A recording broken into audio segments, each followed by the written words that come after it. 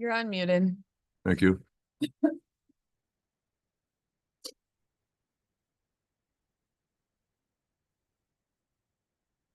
Okay. I'd like to call this meeting to order, the Benzie County Board of Commissioners. Today is September 24th, 2024. We're in the Frank Walder House Boardroom. Roll call, please. Cunningham, Present. Bernat, Here. Markey, Here. Nye, Here. Roloffs, Here. Sowers, Here. Worsakki is excused. Please stand for the invocation and pledge of allegiance. Dear Lord, thank you for the opportunity to serve the citizens of Benzie County. I would ask for your guidance with the decisions we'll make today. Please keep all of our public safety personnel safe and free from harm.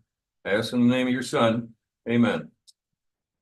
I pledge allegiance to the flag of the United States of America and to the republic for which it stands, one nation, under God, indivisible, with liberty and justice for all. Please be seated.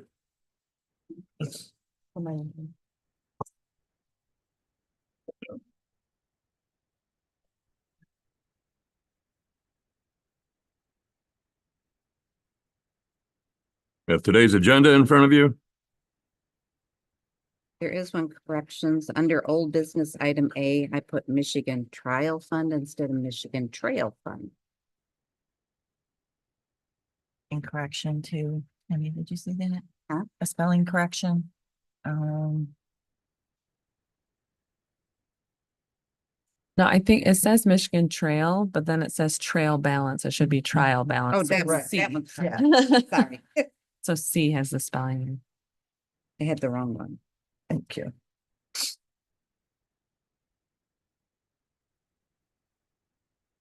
I will move to accept the agenda as corrected. Second.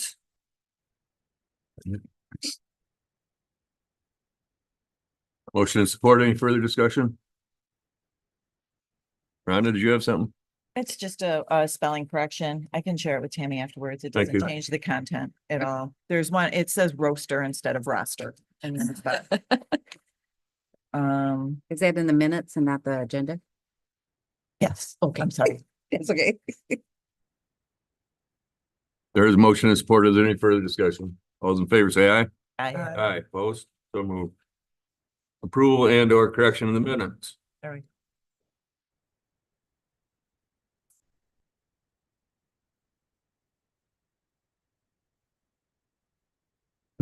It's under item C. Yes. And I would move for approval of the minutes of September 10th with that correction. Mark will support. Motion and support. Any further discussion? All those in favor say aye. Aye. Aye, opposed, so moved. Brings us to our first public input. Is there anybody who would like to share under public input? Go ahead. Hi, thank you for hearing me. My name is Kiara Duvernoy, Elmira Township. And as we're aware, we're in the middle of an election season. Political yard signs popping up everywhere, kind of like acne on a young boy's teenager's skin. But at any rate, those signs are also being stolen at alarming rates and defaced. And even some of the large signs that are kind of difficult to, you can't just pull them out of the ground. They're difficult to remove, but they have been removed. And I think that it would be really useful to the community if this board or the sheriff would put out a statement reminding people that it's illegal to take yard signs, political yard signs off of somebody's yard or lawn or property. To remind them that there's a hefty fine and there are cameras everywhere, so they might be caught. And that it's not a game, that it's illegal to steal those signs. So I think it'd be really helpful to stop some of the animosity going on in the community if this board and or the sheriff would do that. Thank you.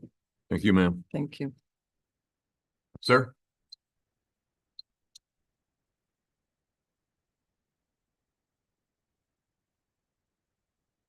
Well, hello. My name is David Shaw, and I'm running against Gary Sauer in District 7 for County Commissioner. I I just wanted to kind of introduce myself. This is my first county commissioner meeting that I'm attending. Learning a little bit about the workings. I did have, I guess, one comment that may apply later when we talk about the conservation land purchase. I'm curious if there's ways that they can potentially monetize it in ways that align with the conservancy's goals, so that they can potentially bring back some of the tax revenue that could potentially be lost by the purchase. And that way, we don't lose the tax revenue and we get the benefits of the conservancy protecting our land. That's all I have. Thank you. Any other public input? Close public input. Move to elected officials, department heads. Anyone? Yeah, you can be first. Morning. Update from the Maples. I brought some pictures. I'll start with good news. Current census of 78, we're full. For the month of August, our occupancy was 99.3%, which brings our occupancy for the year at 97.7%. We had 5 admits for the month of August, and all admissions were residents of Benzie County. I think when I was here earlier in the spring, we talked about kind of a change in motion that we were doing at the Maples, moving towards more long-term care. Where previously we were 75% long-term, 25% rehab, but we're seeing in the past year that the need for Benzie County residents was more long-term care. So in that change, we have decided to bring a full therapy department in-house. Before it was a contracted company. And the reason for that is because not all the things that we need to come out of that therapy is billable. We want to create a robust restorative program for our long-term individuals. So we went live August 15th. We have a full team. We are looking for 1 physical therapy assistant, but other than that, current employees is 139. In August of last year, we had 94 employees. So we've made some headway. So I got you some pictures. I heard you kind of wanted to see what's going on. So although we're super thankful for the money that we got last month to go to the old building, we are still struggling with the new building. So the first couple of, I forgot to keep one of those for myself. The first couple pictures are of all the trim around the windows. There were 116 windows on the new building. All of the trim it's currently being removed and replaced. It was not put on correctly. It was not caulked. So first of all, we thought that the trim was Hardy board, and it's an off-brand Hardy board. Hardy board's supposed to have lifetime warranty, so we contacted Hardy board. What's going on? It's not Hardy board after all, so we don't have that lifetime warranty. But it was not installed correctly.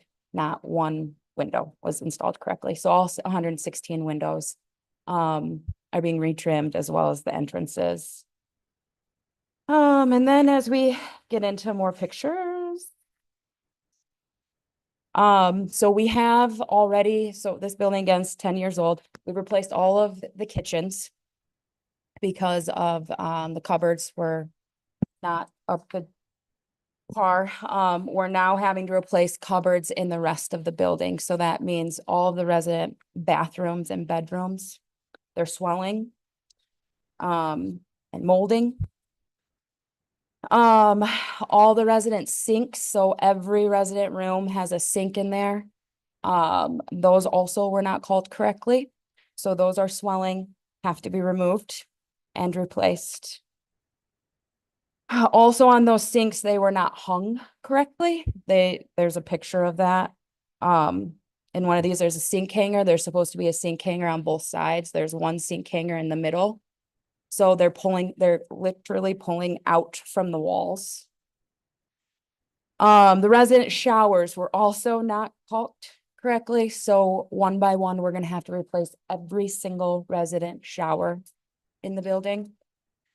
In some places, we're gonna, we found leaking and we couldn't figure out why, and it's because they weren't caulked correctly, so it was leaking from the upstairs down to the downstairs, coming through the ceilings, so we're replacing ceilings. So one by one, we're trying to fix that, in-house.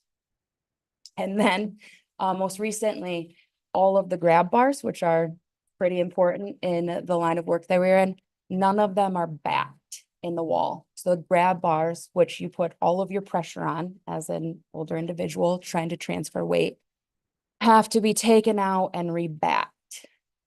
So although we're thankful for all that we're getting into the old building, we have a building that's less than 10 years old that we are pouring hundreds of thousands of dollars in a year. The windows are costing us, I think 116. We put over $100,000 into the generator this year. And now we're starting the project of slowly redoing resident bathrooms and common areas. You Because of the are on product. a roll, but may I interrupt and ask a question? Sure. Okay, my question is, and I have brought this up before to the board, workmanship being part of our contract, not just and I know it's been talked about a little bit here. I know that that can be done, and it sounds like what you're telling us the problems are. A lot of it is installation, Correct. and some of it is substandard Product material that they product. used, correct. Okay, So for instance, for the windows, we went back on the original contractor. He would not only not come out and rebid the job, he wanted nothing to do with it. Wouldn't even return phone calls or emails.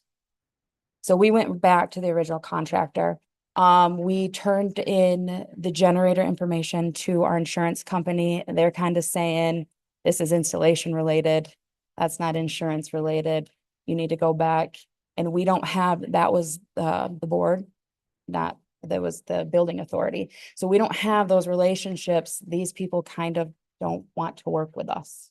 So we're slowly, one bite of the elephant at a time, trying to recoup these things, but also trying to be competitive in a healthcare world that, so I just kind of wanted to give you guys an update on where we're at with that stuff. When do you start the good news? Yeah, well, we're full census and it's all, we're 82% Benson County residents. Did the count yesterday, so I wanted to make sure. Thank you. We're doing good. We have lots of employees. The morale is up. Everybody's happy. Residents' families are happy. We did a resident survey over the summer, which is mandatory for regulations. They were great markings. Everyone's super happy. But these are just some hurdles that we are meeting every single day when it comes to resident care. and your 130 plus employees, most of those are not contract now? We have 0 contract Zero employees. contract. Yeah, in August of 23, we had 24 contract employees. As of July 1st, we had 0. In June, I think we had 2. But yeah, 0 contract employees. So we've went in the right direction. Things are good, but we've got some hurdles with this brand new building. So Megan, with your new building, I'm sure there's a capital improvement plan for maintenance and you have a scheduled out when things are anticipated to have to be replaced. How much of that can be jostled around to accommodate the new expenses that are being taken on? How much of this can you absorb yourself? We're trying to figure that out right now. We're trying to make a game plan because it's kind of, the hits are coming, kind of, the first grab bar pulled loose and we're like, oh, they missed one. You know what I mean? They had, I don't know, there's 3 grab bars in every room, plus the grab bars all around the building, they did 400 grab bars. They missed one. And then when the next one came, so right now we're trying to make a game plan, but it's why this millage money is very important to us. Because we are facing things that we shouldn't have to face in a building that's less than 10 years old. Megan, I want to talk about the building in just a moment, but what do Sure. you, what do you consider fully staffed? Um, hmm. Pre-COVID numbers, we sat about 135. I don't think you're ever fully staffed. Like you can have, like right now, for instance, we have one full-time CNA position, one. But I could use 10 in PRN staff to cover for vacation and COVID. But you remember, in our world, when somebody tests positive for COVID, that's minimum 10 days off. Well, you could get away with 7, but it's usually 10 days off. So you're replacing somebody for 10 days. We don't get a say in that. There's all these rules. So pre-COVID numbers, we were at like 135 to 140, and we're back there. We're about 140. We have 3 full-time positions open, 2 nurses and a CNA. Okay, so you're nearly fully staffed. Yeah. Yeah. Yep. And this is gonna sound offensive, but for the public's benefit. Yeah. The problems you're having with the building was under a different administration, was under a different county commissioners. Correct. When we had to reappoint the building authority, most of that work was already done. I realize that doesn't solve your problem, but Correct. the public needs to understand, what's the history behind this? I agree. There were things that should have happened, probably somebody overseeing the entire project. Again, I came in late to the game. I've only been at the Maples just under 9 years. So I came late to the game, but I've read meeting minutes to get myself educated, and there definitely should have been somebody overseeing this project to avoid things like hardy board that's not actual hardy board, on a building. Or to make sure caulking is done. I mean, that feels like a very bare minimum, right? But it's making a huge difference. But our millage has been right-sized also. And that's taken money out of, so we're paying for things in the old building that have to get done because that's a 60-year-old building. We were left with the inner workings of the original building. Sure. And that's where, we're covering those costs too. So the right size of the millage, it does affect us long-term. You know what I mean? I agree 100%. And at the time that we negotiated that with your board, we didn't even know about these Yeah. issues. Right. I get that And, too. and contractors, by the way, I believe in the state of Michigan on commercial projects, you only have 1 year labor warranty. That's it. So you can call these folks all day long, and they wanted off the job 2 years before we actually were able to release them. Yeah. So, but I agree. I think that we need to come back and revisit how these things are going to be funded. This is, after all, a county property. Yeah, and I mean, I think we're highly county supported because of the work that we do at the Maples. People love us, and so we want to continue giving that.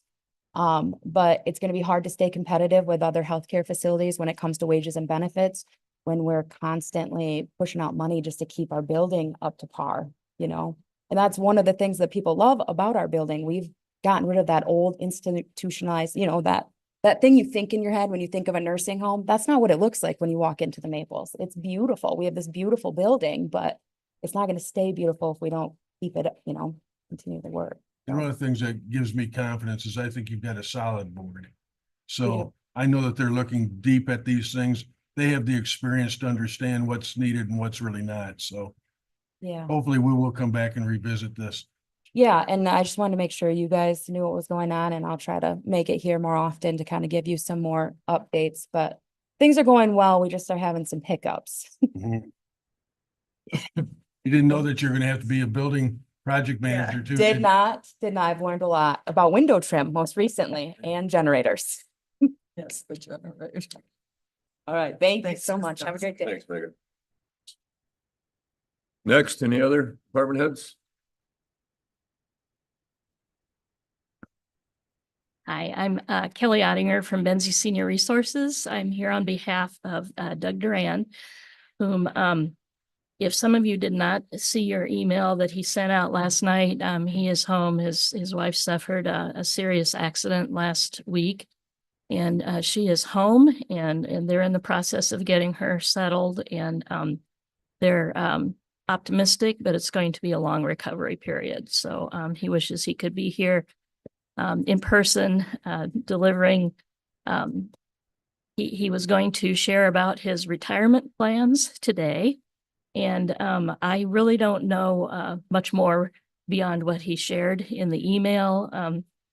he is saying, and we know from working with him that leading senior resources has been the honor of his life, and he has very mixed feelings, but it's time for him to focus on his family and his 6 grandkids, and tough decision for him, but he is available to address any questions that you may have by email, phone call, and our board sprung into action immediately, contacting resources who might be able to connect us to the right person to lead, and we'll certainly be keeping you in the loop and asking your guidance through the whole process. So I'm sure I'm going to be asked here real soon because I Okay. sit on a couple other boards that are in the same relationship. Mhm. Can we anticipate coming back or not? for Doug, Yes. I don't think so. I think it's, he wants to remain available to assist through any transition. But as far as coming back, that was kind of his whole process of making that break at this time. So, Thank you. Unfortunately. right. We can, the growth in services continues to grow month by month. When we compare this month to the same period of the year before in August, we're looking at the gathering place participation up by 10.8%, in-home service hours up by 3.8%, 87 more meals served this August than last in both the home delivered meals and the congregate meals. The one area we're still struggling is the homemaking program in terms of finding enough help to keep that. We currently have a waiting list of about 50, which is the largest we've had for a while. We held a brainstorming session with area cleaning contractors to see how we might work together to overcome our staffing challenges. And we were able to hire 1 additional cleaner after that session. We still need 2 more. So we're keeping that out before the public and seeking those positions still. Looking ahead toward winter, we are in need of the home delivered meals volunteers. On September 17th, 7 and 4 News came out and did a really nice news video spot on the need for that. And we've had 3 people walk in the door since then in response to that. So we will continue to keep sharing that and bringing the need before our community.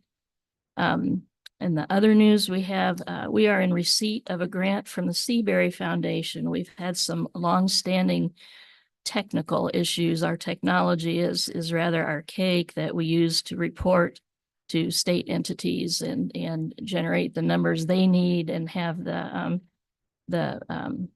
funding come back to us. And based on those reports, we are funded for a period of a year to transfer all of our data collection into Salesforce for the programs and services. And we anticipate, we have hired through the grant, the person who is a certified Salesforce technician. She did put everything in place for Bacon, who migrated to Salesforce, I think 7 or 8 years ago, and she's the one who built the platforms and so forth for them. Since then, she has gone back and had even more certification in the process. So we're confident in her ability to help us. And we should begin that work in October. Kelly, do you, Yes. You do the snowplow service for We do. seniors, right? Mhm. When should they be signing up for that or Anytime. anytime? Yeah. Mhm. Okay. Mhm. Thank you. Any other questions? Anybody else? Thank you so much. Thank you. Thank you. Any other department heads, elected officials? All right. Don't see Mr. Gale here today. Well, finance, Kelly. Okay. Good morning, Kelly Long, County Treasurer. We have for the last 2 weeks, September 6, 2024 through September 19, 2024, total bills of $429,390.13. Paying the bills. I'll support. There's a motion and support. Is there any further discussion? Roll call, please. Janai, Yes. Markey, Yes. Nye, Yes. Roloffs. Yes. Sauer, Yes. Cunningham. Aye. Motion carried. Really quick update in our office. Just finished settlement for villages. Those are done. We are working towards end of the fiscal year stuff. We've got, next Monday's our last day. So I'm working on some of that stuff. The flexible policy that you guys signed, my office is starting that on Monday. So we're gonna give that a shot. The girls are gonna rotate every week, doing their 10-hour days, 4 days, and then the next week will be 5 hours for them. And we'll see how that works. They're really excited about it. Getting that extra day off every couple weeks. So it's kind of boosted my morale, I think, a little bit in my office. So I'm looking forward to that. We're gonna see how all that works and go forward. And of course, auditors will be here October 14th and 15th. And we got a bunch of exciting stuff happening in our office the next couple weeks. So you might only see one person working at a time. The baby's coming and all that good stuff. But otherwise, that's what's happening. Good. All right. Thank you. Uh-huh. Just for the time being, we're gonna move on to item A for a second. In old business, consider approving extension of the Michigan Trail Fund Grant, MTF 2022 through whatever, 005/R1. This is a pretty housekeeping item in front of you. We are in receipt of $100,000 Michigan Trailways grant that was originally received by Benzonia Township. It was transferred to Benzie County a year ago. And now we're requesting the approval of an extension for this grant. This grant is part of the $400,000 grant that we received through the state for paving of the trail, starting down here in Beulah and working its way that way. That project is underway. The funding that was received under the other grant has a much more stringent timeline than this one. So this money's last in for that project. So they're willing to give us an additional extension so we don't lose that funding for this pavement project that is happening here, Beulah and out. We are, as I put in the memo, that project is underway. They're working through the boring and design and all those good things that the engineers do. They're very close to submitting the draft RFP to the state for approval. Once the state approves that, we'll actually put out to bid to do the pavement of that project. So we're still in that engineering phase. This money is related to that project, and we're simply asking for an extension in the allowance of use. I'll make the motion that the Board of Commissioners authorizes the request for extension to the Michigan Trails Fund Grant MTF 2022-005 and authorizes the board's chair and county administrator to sign any related grant documents.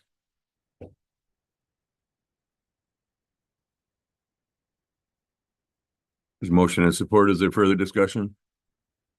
Roll call, please. Markey, Yes. Nye, Yes. Roloffs. Yes. Sauer, Yes. Cunningham. Yes. Janai, Yes. motion carried.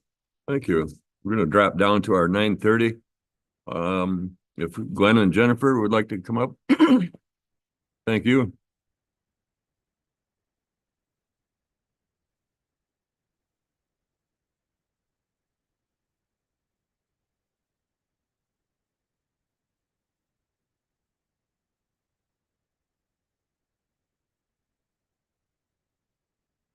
I've agreed to be his easel. I won't call her Vanna, but. Yeah. Well, thank you for inviting us to be here. It's really a great pleasure. I'm really proud of the Conservancy's longtime partnership with Benzie County on places like the Railroad Point Natural Area, which is one of the crown jewels of this county that we've worked together on for over 25 years. And more recently, the outlet improvements, which has been a fun project for both the county and the Conservancy and our partners. So it's an honor to be here. So thank you. I'm here today to talk a little bit about the Alberta Community Conservation Project, kind of give you and the audience an update on what the plans are, what the scope of the project is. But I'm also here to address, I've understand there's some concerns about what the impact of this project will have on the property taxes and the tax base. So I want to address that as well as any questions that you might have regarding the project. So I'll jump right in. Last June, after about an 18-month series of negotiations, the Grand Traverse Conservancy signed a purchase agreement to buy 35 acres of land owned by the Alberta Land Holding Company. And of course, you might be familiar with that entity. They were the entity that worked with the village to take the tanks down, which was a big, heavy lift, and to try to repurpose this property from its industrial past, clean up the contamination, and find a new future for the property because it's a very valuable property, a very strategic location, and of course, incredibly important to the history of Benzie County. It's kind of where it all started, if you know your history, and I'm sure you all do. So why did we go forward and get this property under contract? And what's the status? Well, you probably were also aware that about 3 years ago, there was a proposal for a 7-story, all-inclusive, very large-scale resort development from an international developer based in Chicago, Richard Knorr. That generated a lot of concern in the community, to put it mildly. And we were approached by members of the community and by also working with the village council and some planning commission members about, hey, that project, that proposal was really out of scale with the character of Benzie County. Certainly the character of Frankfurt and Alberta, they'd never seen anything like it. It was more project that you might see in southern Florida, maybe, given the scale. And it did not meet the master plan vision for Alberta's waterfront. And that's probably one of the reasons the developer withdrew their option. They had a purchase price of $24 million. So we entered in a series of appraisals, negotiations with the owners. We were finally introduced to the owners. They're 2 families from Grand Rapids. And finally, we were able to come to a purchase price that both sides felt was fair, based on 3 different appraisals. The most recent appraisal was 21 million. Our purchase price is 19.5. So what are we trying to acquire? 35 acres. Everything in red. So the western portion of the land that they own is 26 acres. It has close to 600 feet on Lake Michigan between the 2 breakwalls. I'm sure you're all familiar with that area. And about 2,000 feet on Betsy Bay at a very strategic location, particularly if you like to fish. Certainly during steelhead season, which is, of course, happening today.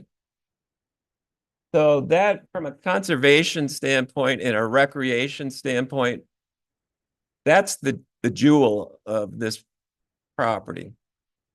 So their other parcel, which is in the village master plan as the Marina District, that's 9 acres with 1,125 feet of frontage. So we have to raise 19.5 million by December 15th. So our negotiating strategy was a fast nickel beats a slow dime. So that's how we were able to negotiate a price under 20 million. If we could perform quickly, the owners were willing to do the dance with the Conservancy. The good news is we're over 15 million pledged or raised. And we've got a pretty good list, and we're working night and day to secure the rest of the dollars in both pledges and in hand. So what is our plan once we acquire this property, assuming we're successful, which we're pretty confident, given how much people in this region love their sand dunes, their lakefront, and their recreational assets like the Betsy Valley Trail. So what's our plans? The western piece is the conservation piece that has the significant conservation values. So our plan is to, once we purchase the western piece, our plan is for the 16 acres along the waterfront between the Lighthouse Saving Station Park, which is a wonderful park. I'm sure you've all been there. And the Village Beach, which we've been helping Alberta with the improvements. I don't know if you've been down there recently, but boy, is it coming along nicely. And we helped them get that trust fund grant, and we handled the local match. So the goal there is to connect these two parks. So you'll have contiguous parkland all the way around the Horn. Jen, you want to show that? So this would all become green, part of that park, and this part of one. The 10 acres up where the dunes are, which never was developed for industrial use, it's very sensitive. You know how steep that slope is. The Conservancy would retain ownership and just have it as a sanctuary. It's a very popular area for where the scenic turnout is. Really one of the great views of Benzie County. I'm sure you've all been up there. So that's the plan to the west. Preservation, parkland. The other thing I'm excited about this project, one of the key goals in the county's park and rec plan, of course, is to extend the Betsy Valley Trail to go beach, public beach in Frankfurt, the beach, public beach in Alberta. So we're working with the Betsy Valley Trail, the Friends group, to make sure that this trail extension, which has really been stymied because of uncertainty about what was going to happen to these two parcels, we're making sure that the provisions are there so that that trail can be completed and in fact go beach to beach. In fact, there's a second phase of fundraising, assuming we get to the 19.5 million, where we're going to help the Betsy Valley Trail realize that vision and realize that goal that's not only in the county parks and rec plan, but is a very important goal for the village of Alberta. So here's the exciting thing from a property tax standpoint. The 9 acres with 1,125 feet in the Marina District is slated for redevelopment. The whole property. And I think it reflects the Conservancy's understanding that it's not about preserving everything. It's about preserving the important conservation values and recreational values and providing a balance so that development that should happen and will happen happens in the proper locations, and it's actually enhanced by the conservation and recreational improvements. So conservation and recreation really is a driver here. This is going to be a very desirable place to live, and it could absolutely help with the transformation of Alberta. Of course, they've been waiting a long time. It took a long time to get those tanks down. It took a long time to clean up that waterfront and move beyond their industrial past to a new future where conservation and recreation of these incredible assets is a key driver. So how are we being the Conservancy is not a development organization? How are we going about that? Well, we actually have an agreement now with the village and the Michigan Land Bank Authority, so that when we close this on December 15th, we will literally transfer the 9 acres to the Michigan State Land Bank Authority on behalf of the village. And they already have a working relationship. The land bank's been up here twice to meet with the village officials. Village is excited about this. They think it's a dream come true.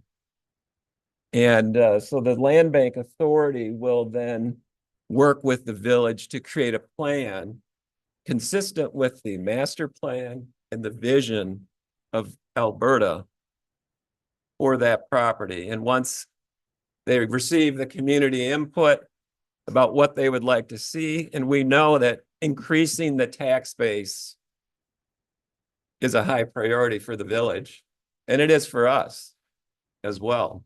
We listen to our communities, and our community in that case has said, with 319 residents, we need some growth in our tax base, and it might be a mixed use development. There might be some retail.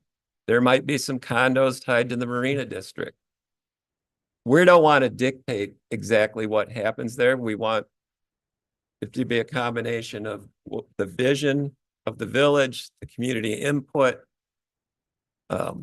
and obviously what the market is going to dictate as well.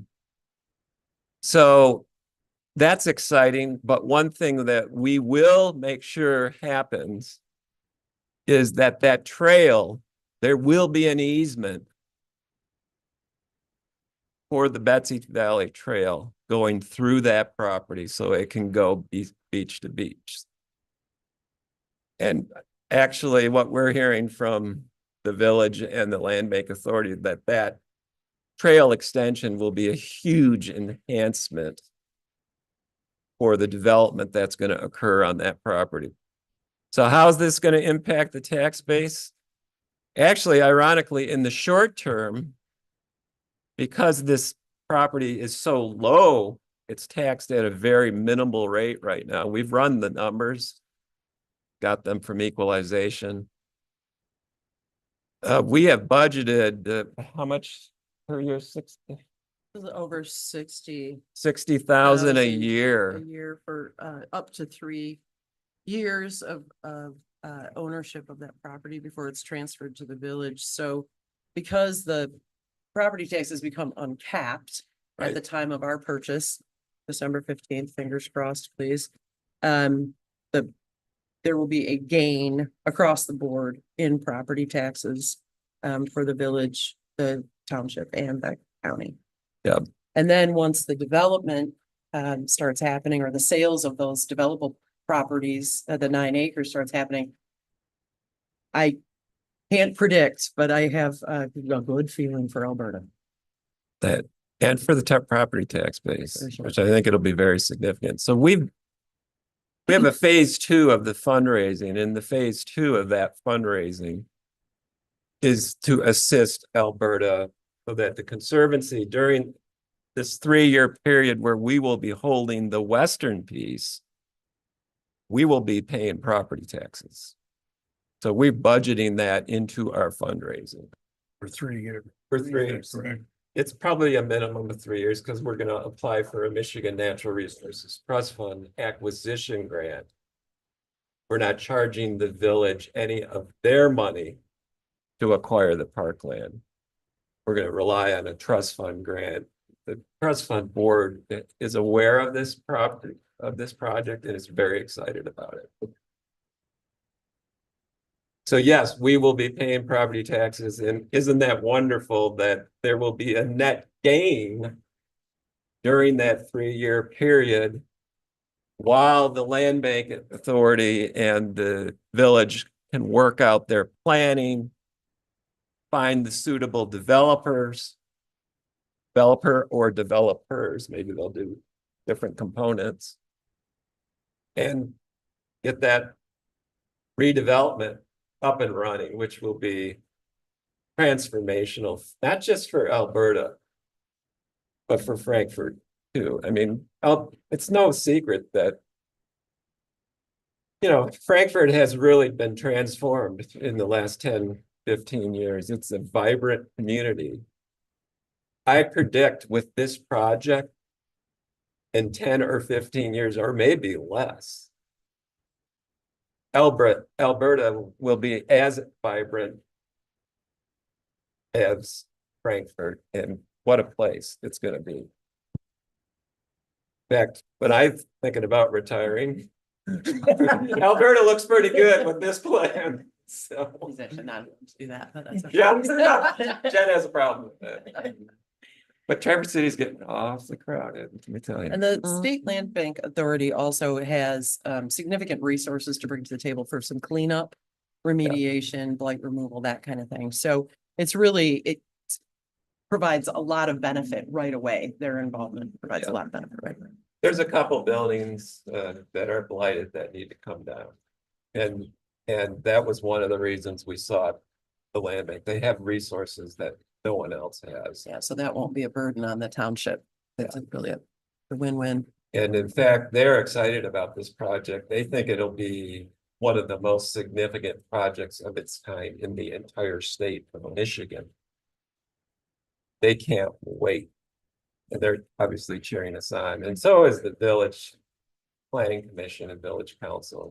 We have, you know, we pride ourselves on being good listeners and responding to community needs and community concerns. It's just why we've done this project. You know, this project is conceived to address that property tax and to address that need to redevelop the best location in the entire village for that type of development that can really augment their tax base for the future and really create a brighter future for that village.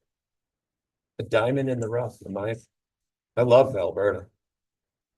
Just out of curiosity, back in the day, there were a couple of homes on the bay side of Furnace Street that did not sell to Alberta Land Holding Company, and it looks like it's all, I'm at a distance, but it looks like it's all red. Are there still privately owned homes in front of the 9 acres?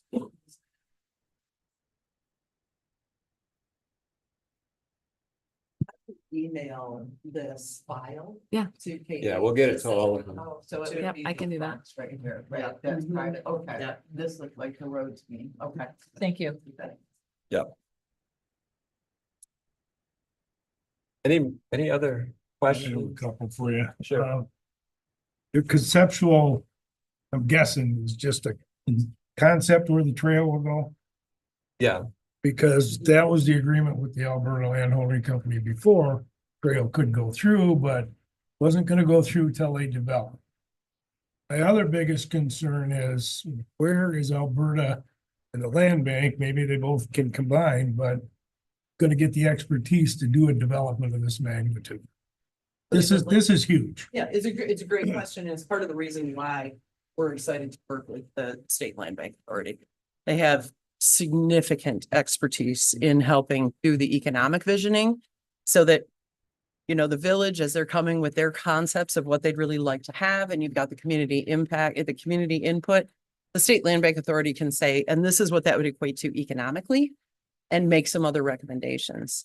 They also will put, when they're ready, when it's all determined, they will put the property not for sale, but for bid, so that the village is in control of what happens there, who purchases it, and what their development plans are. So it's really a great, they have a ton of expertise with this. So that's my concern. Yeah. Because it's big.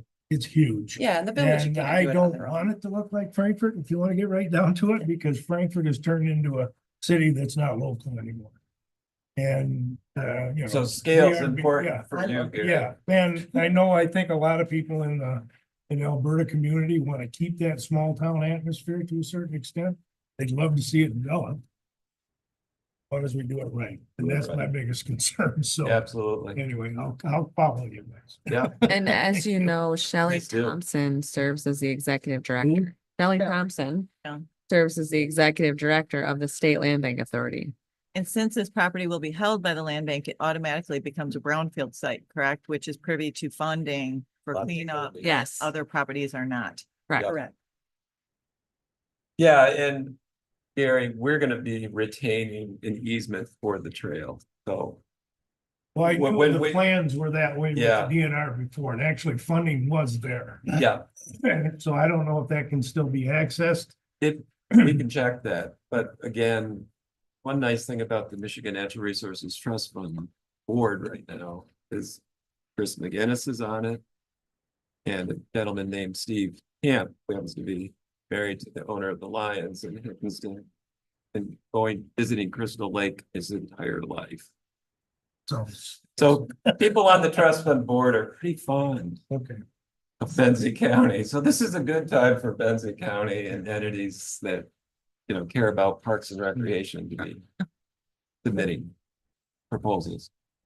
I Any other appreciate, questions? I appreciate the fact that you came today. I know you didn't have to. I can tell you that this cleared up a lot of misinformation that I had.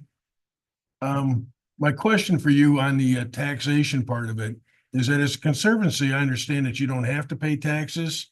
Why in the first 3 years? Is that voluntary? It's voluntary on our part. We did not want the localities to take a tax hit during that transition period. We could apply for immediate, relief as long as it's open to the public.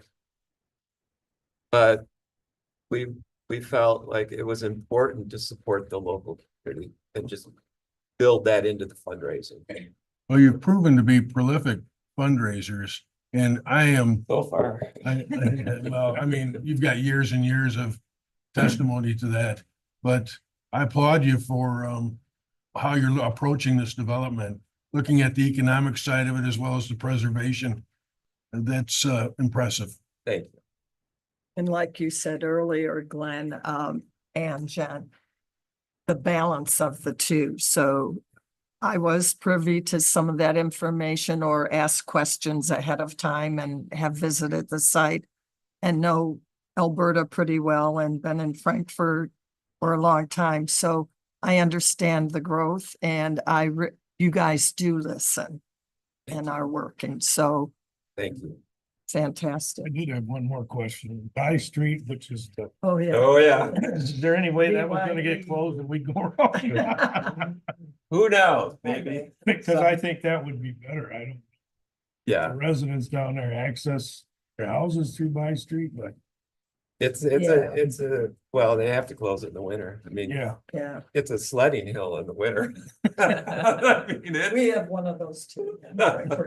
We're aware of the challenge that By Street presents, but our challenge right now is an additional $4 million by December 15th. Yeah. And that's where we have to So focus. if any of you like to pray, Yeah. that's where your prayer should be directed in the short term. I truly wish Ann Bourne was still around. She would be thrilled. I do too. I've She been would, thinking about right. her a lot. In fact, I ran into her sister a couple of weeks ago out in Charlotte. Thank you for having us. Thank you for the Please reach out to us presentation. with any Thank you, Gary. questions. And I'll email the PDF of that Thank you. map file to you to share. All right, thanks. for Thank having you. us. Good to see Thank you. you. Thanks, everybody. Thank you. Onward and upward. Brooke, why don't we move right into your presentation?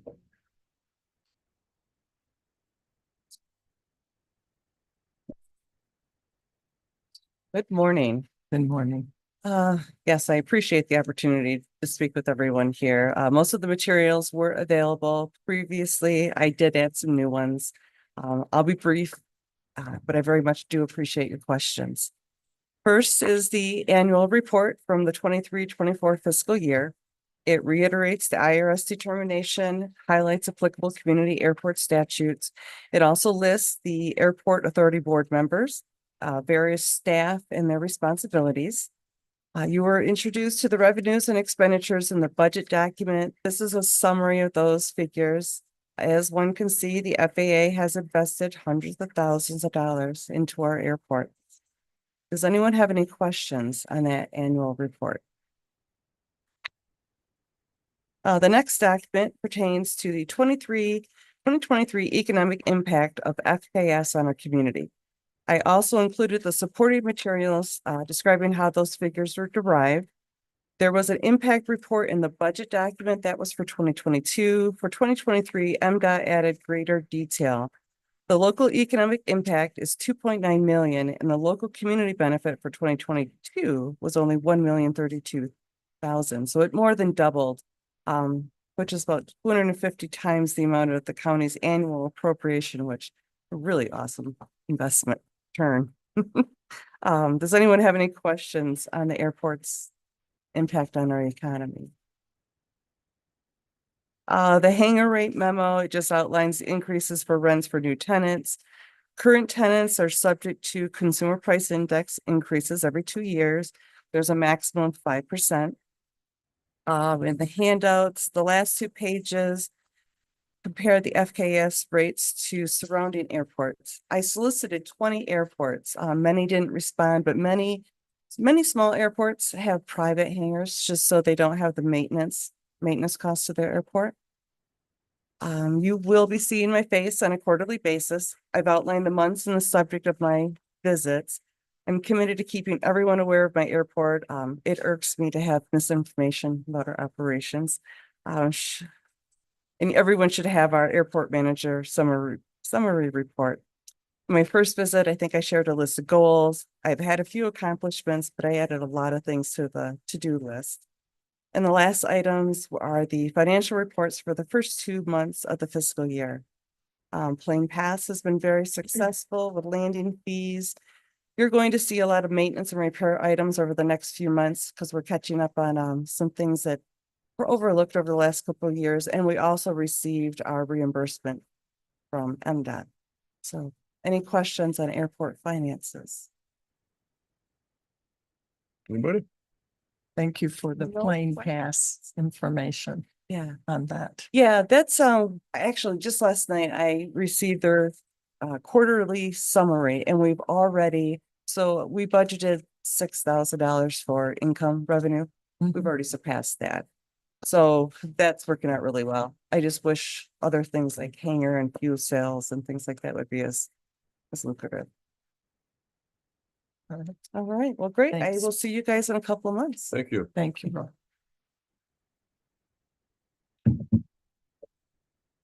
Move on to item B, consider amending the contract with Craig Dixon for the dam water level. Is that misspelled? It might be. Who knows? In 2014, the Board of Commissioners at that time entered into an agreement with Craig Dixon, under the recommendation of the Drain Commissioner at that time for Craig Dixon to essentially serve as the Deputy Drain Commissioner. Since then, that contract has never been evaluated or updated or amended and restated. And so what's in front of you today is request to approve an amended and restated agreement with Craig Dixon. And Hoopterp is very happy with his services. Mr. Dixon's been doing it. Been doing it long enough. He's about the only one who knows exactly how to do it, I'm pretty sure.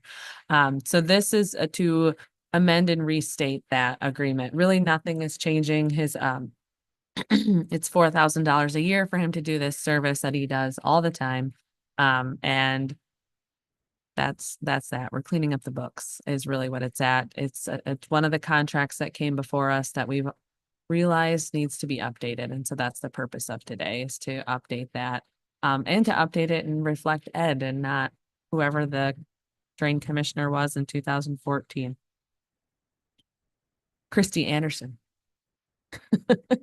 The contract. Alberta. I don't I know. don't know. Christy Anderson, I don't know. I don't know.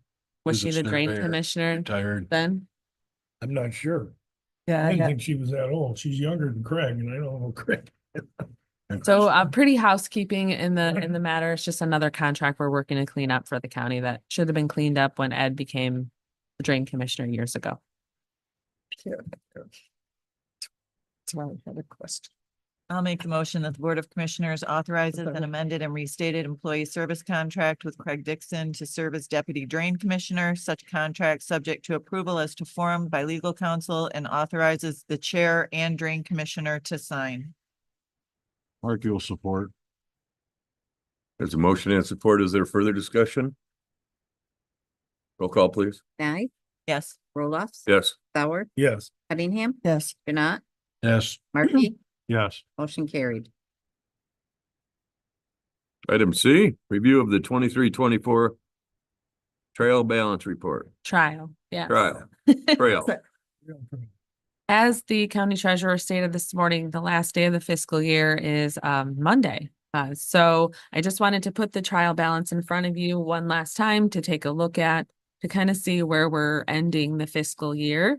I do want to note that based on the day I printed this document and then today, there's been various village settlements that have come through. So while it looks like we've only collected 48% of the revenue, that's not true. It's much higher than that. It's over 70% now. So just note that that's not completely accurate based on when I'm printing and when she's posting, there's a little bit of delay in the days there. But overall, everything looks really, really good. We're balancing all the funds in the office, so that looks really well. We're recognizing the excess revenues. We're recognizing the expenditures that maybe just didn't hit par for course, but nothing out of whack, really, in the grand scheme of it all. So things are looking quite well. You will notice that there are some revenue lines that seem kind of low. Some of those are really out of our control. We're waiting on other powers that be to send that money to us. So the state and the feds. The state is also in a mad rush to close the books as well. They're also a 10-1 to 9/30 like we are. So about this time, we'll start seeing a lot of transactions coming through from the state because they're finally cleaning off their books as well. And so some of those grant funded revenues that maybe look low right now, as we approach these next couple of days and weeks, we will see those revenues pop in rather quickly and come up to snuff. So we're not anticipating anything big with the audit. We're not anticipating any issues, knock on wood. So far, everything seems to be good, status quo. Kelly's worked on a lot of clarification in the budget and just kind of cleaning things up and making moves in the budget that should have been made all along. Just keeping things really up to par throughout the fiscal year versus such a mad rush at the end. This close of the fiscal year seems to be a little more, I don't want to say relaxed, but a little more relaxed in the grand scheme of it all. There's not such a mad rush of, oh, I forgot to do that. Oh, I need to do that. We've been doing those things throughout the fiscal year to keep things a little quieter here at the end. But overall, things look good. And as a board, you should be proud of your staff for managing the budget. Is there a question? Yeah, what we hired you guys for. Sorry. Katie, Thank you. I think I only have one question. When, during the course of the year, expenditures can happen that potentially could put somebody over their budget. How do we, and these are some of the amendments that we're making, or adjustments we're making. How do we control that so that those overages can't happen without the board's approval? Sure. So in the general ledger and accounts payable systems, there's only certain people who can even enter things over budget. So that kind of closes that margin there a little bit because there's only a handful of us that can put things in that are over budget in the system. And then if there is something over budget, we first take a glance in our office to see, is there somewhere else within that fund that we can pull those dollars from? So sometimes maybe we overshot on office supplies, but under on maintenance. We can adjust some of those funds from one line to the other to cover any overages that might happen. If we're unable to do that, we need to come to this board for a budget amendment. And that's when we come to you with a recommendation to pull funds from another fund or fund balance of those sorts of things. When it comes to that not happening, we're depending on those other departments to make that informed decision. Kelly sends out trial balances to all the departments monthly at a minimum so that they can track what's going on in their funds. But it is up to those departments to make those informed decisions before purchasing things that maybe are over budget. And so we rely on them to do that. If it comes to us over budget, we say, hey, what's up? How are we making this work? And then at the end of the line, then it comes to you. We encourage the other departments to make informed decisions and to not buy things if they don't have the funding, because we don't want to be in those situations. And so we do have those conversations. They are given the information, and all of the departments can see general ledger as well to be able to view their different lines to see where they're at throughout the fiscal year. So they don't have privileges to necessarily do operations in the general ledger, but they can at least see where they're at throughout the fiscal year. But we really depend on those departments to make those informed decisions. When it comes to an elected official, as you know, you give them their budget and it's their budget and they spend their budget how they'd like to. So we encourage and depend on them to make those decisions. And then ultimately it's up to them as to where the shortfall is going to come from. And then if it has to come to the Board of Commissioners, it's up to them to defend that to you as to why they did what they did. So a follow-up question then on that. I understand that each department, that if they may be over a budget item on their general ledger account, but they can take money from other locations. But I'm thinking more of the overall budget. And when they're exceeding the overall budget, maybe it's through overtime or purchases that are within their authority. It sounds, what I thought I just heard you say is we're being reactive rather than proactive. That Yes. It's only after the fact that basically we have to find the funding somewhere because the event already happened. Correct. What controls can we put in place to make sure that department heads, elected officials can't spend beyond their total budget without coming here first? Well, you already have policy that says that that's how it's supposed to go down. And so it's a matter of those folks following the policy that you've set forth for the county. They should not be spending money if it's not available. That's why Kelly is sending the trial balance out so that everybody can track their funding along the way so that they know where it's coming from. But it's up to them. I don't have control over elected officials' departments. Now, when it comes to the department heads, we have that control per se and that communication. And those department heads they're not making large expenditures without running it by our office to begin with. And then once it hits that threshold where it needs your approval, it's always coming to you. So there's not really that issue going on in those departments because we can say, yeah, it's not going to work this time. Let's, plan this for the future fiscal year. But it's a matter of you've set the policy. This is what needs to happen. And it's up to those folks to follow that. And if they don't follow that, it's up to you to stand your ground and say yes or no. In those situations, if they come to those situations, the buck stops with the Board of Commissioners when it comes to economic items for the county. So elected officials control operations, hiring, firing, those sorts of things. You as the Board of Commissioners control the economic side of the table, so money. And so if it comes down to it, it's up to the Board of Commissioners to make those decisions. Okay. That was confusing. So if they do overspend their budget, what's the repercussion? Depending on what it is, you tell them to send it back. Or you find money from sometimes another fund. Definitely too late sometimes. I just don't. Yep. We haven't had that issue, so I don't want Correct. to start that, No, but there should be some kind of checks and balances ahead of time, like Art says, to avoid, which is your office. There kind of is. overall, yeah, overall, Percent. your staff and elected officials do a great job. Overall, everyone's doing a great job and Kelly's Yeah. giving them that information so that everyone can make those good decisions. If we got into a pickle such as that, it really falls on you as the Board of Commissioners to make those decisions on how to move forward. You've set the tone as the Board of Commissioners that says, be responsible, make informed decisions, don't spend the money you don't have. And then the rest of the staff follow that tone. And Right, and if Kelly's I- doing the. Yeah, and if I could, I know in our office, I always, we look at stuff first before we spend.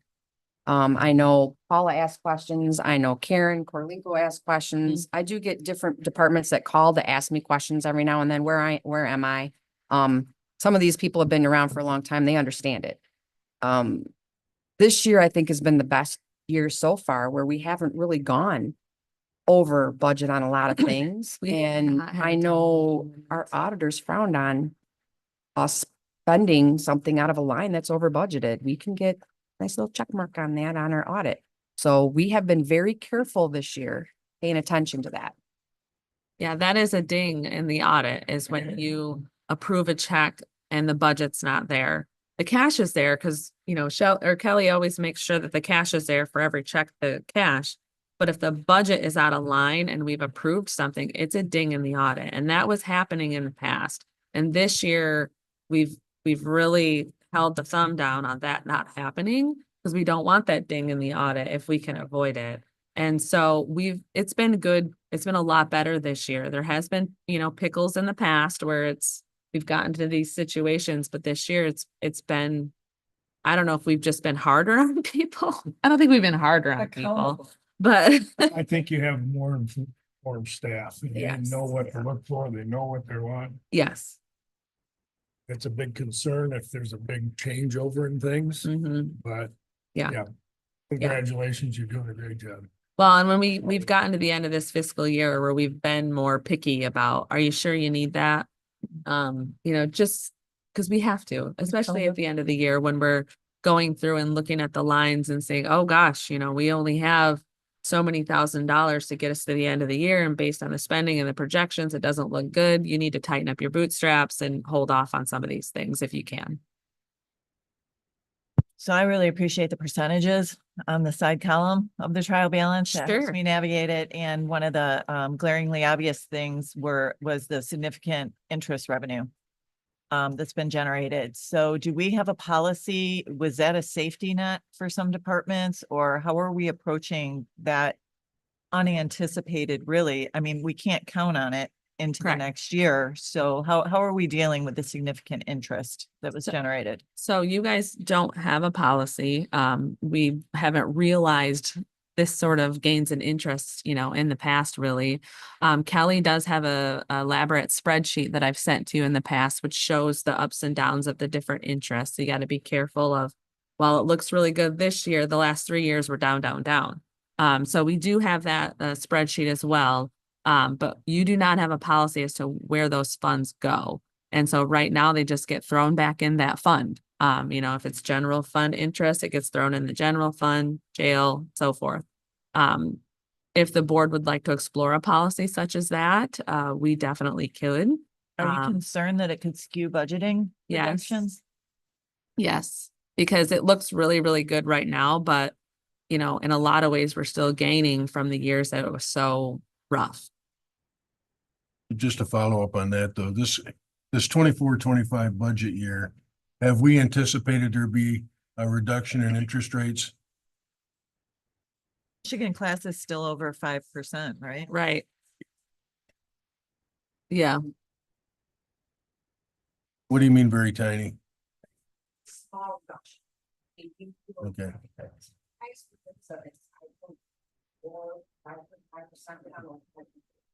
And you had a 50% or a 50 basis point reduction last week with another 50 basis points scheduled for the end of the year. So that's 1% less. So when we went through the budgeting process, we were using this year's experience to anticipate what next year's interest income would be. Right. That's going to be a problem. Well, but we didn't increase anything. Yeah. Okay. So the interest is projected at maintaining or lowering within the funds. We didn't increase the projection of interest based on what may happen. In the Well, fund. even if you used last year as your experience, Mhm. unless you decreased it, you're probably not going to see that. But I'm in favor of it going into the surplus or the general funds. Yep. Because it is part of the income that they should be able to work with. Correct. Mhm. I'd also suggest that our budgeting processes have improved. That's one of the reasons why you're not seeing those issues this year.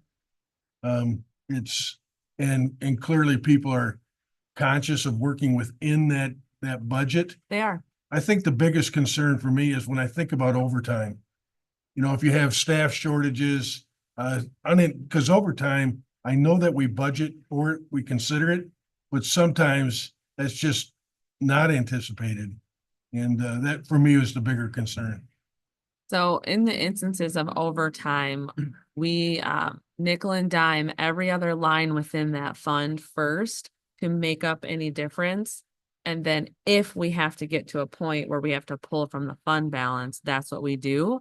But we try to nickel and dime every other line Okay. to move it to overtime to cover any overtime in those instances. Because that's one piece that would be a surprise for you. Correct. I mean, if someone's gonna purchase something, they can contemplate that, but decisions on overtime are made at the spur of the moment. Yes, and staff is making those hard decisions about overtime and shifts and, you know, the department heads and their chief deputies are doing a good job of, hey, you know, we can't make this work. You need to do X, Y, and Z. They're making those hard decisions to clamp down where they need to. So is there a motion in order to accept the, Nope, think this it's was just required. for discussion right. purposes. move on to item D? Discussion regarding Frankfurt recycling site. So at the last meeting, this Board of Commissioners, the city of Frankfurt was here. We talked about the Frankfurt recycling site. And ultimately, the decision as to how to move forward with the potential property in Frankfurt was referred to the Solid Waste Committee or the Materials Management Advisory Committee. But also part of that request was that Commissioner Nye had volunteered to reach out to Mr. Reinier to talk to him about the possibility of a partnership there. We know that there was a partnership in the past for the recycling sites and some things kind of went haywire.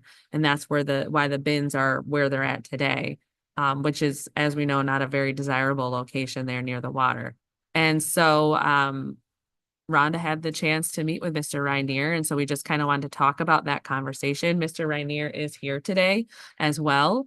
So we just wanted to have that brief conversation about, you know, potential partnerships in the future.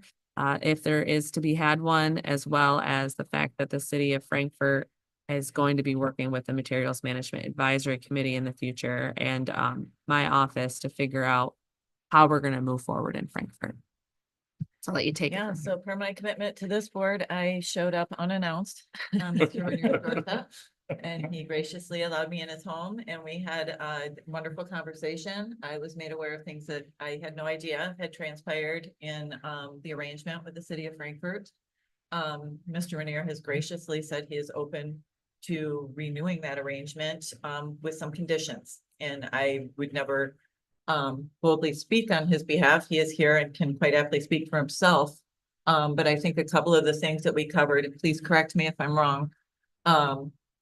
There is a question about the study that was presented by the city of Frankfurt. Mr. Reinier is very environmentally conscious and it appears to be a water protection study and we need an environmental impact study. I think I broached that with Katie and she is following up to make sure that's in place. Mr. Reinier is asking that there be an approved site plan and that the funding be decided before we move forward with moving containers back on his property. I think that's a very wise move. We discuss a memorandum of understanding, which should be in place. And then there's with this arrangement, because he is basically doing this in the spirit of community service at no charge to the county or the city. We discussed, I think it's important that we have our responsibility first and foremost to the arrangement in that we are very responsible about keeping the site clean and very responsive to situations that could occur when the bins are full. I think it's very important that we suggest we cannot require to the city of Frankfurt that Mr. Reinier incur no new taxes because these containers are moved on his property. And other than that, we're just going to make sure that moving forward, the county is a really responsible, good partner in this arrangement, should this come to fruition. So beyond that, I would let Mr. Reinier speak for himself if he chooses to.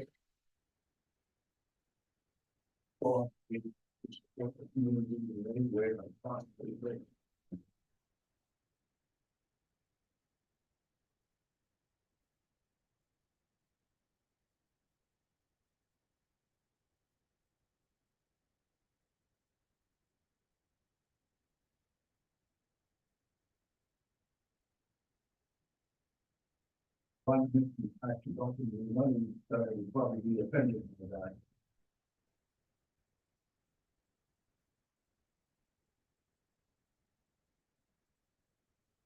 Because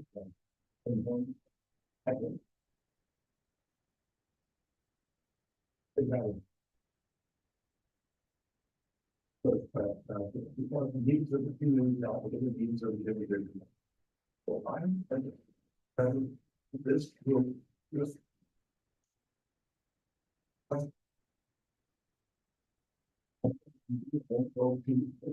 I'm willing to do that.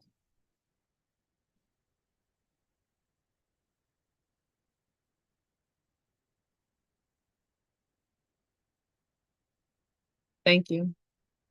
Thanks, Mr. Reiner. You're very gracious in offering your space, and your time.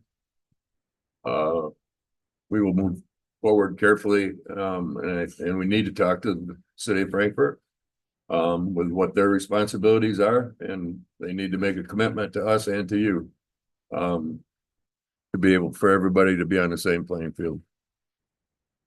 Thank you. Thank you, Rick.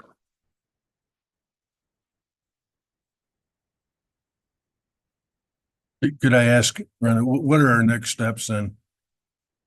Well, I think Katie said the committee needs to meet. We need to check with the city of Frankfurt and find out if there is an environmental impact study that was done. We need to make sure that that site is suitable for what is being planned for it. Correct. And then beyond that, the next step is a site plan. Katie has been asking repeatedly, and I think that's fair to say.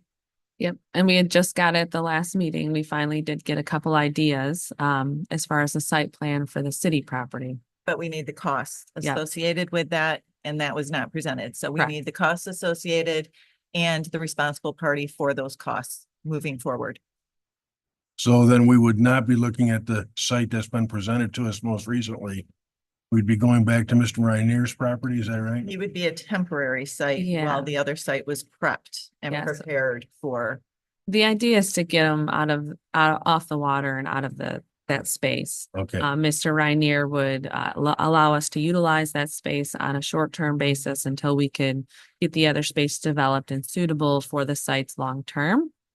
So the idea though is to get some of that groundwork laid. The city of Frankfurt has come to us and said, sure, use this space. Here's this report. We got to put up a fence. Let's move them here. But we're being told that maybe there's some other considerations that need to be thrown in the pot before we move forward. So we're going to move forward with those other considerations, look for those other reports, those sorts of things to make sure that indeed this site is even feasible. If that site is not feasible, we need to figure that out. What's next? Do we look at the surrounding townships? Do we look for other properties? Do we split up the site and maybe put a couple at different locations versus having so many for Frankfurt? I don't know. But so we got to do some of those additional steps first before moving forward. but it takes the pressure off in terms of timelines.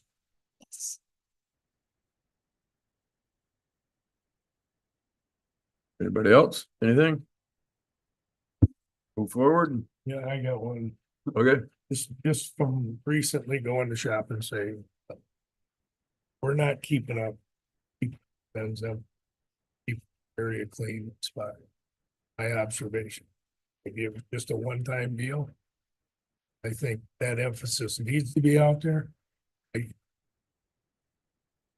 So Jesse was here, it was taken care of to a certain extent, but I keep seeing this that we're maybe the timing's off, but things aren't getting cleaned up like I think they should be. So we do have site attendants going out, and I know that they are because they bring stuff here. We have seen a lot of bad players this summer. Unfortunately, refrigerators and TVs and all those things being thrown at the sites, trash. And, we've tried to put on the website and put in the newspaper, like, hey, this is a residential recycling program only.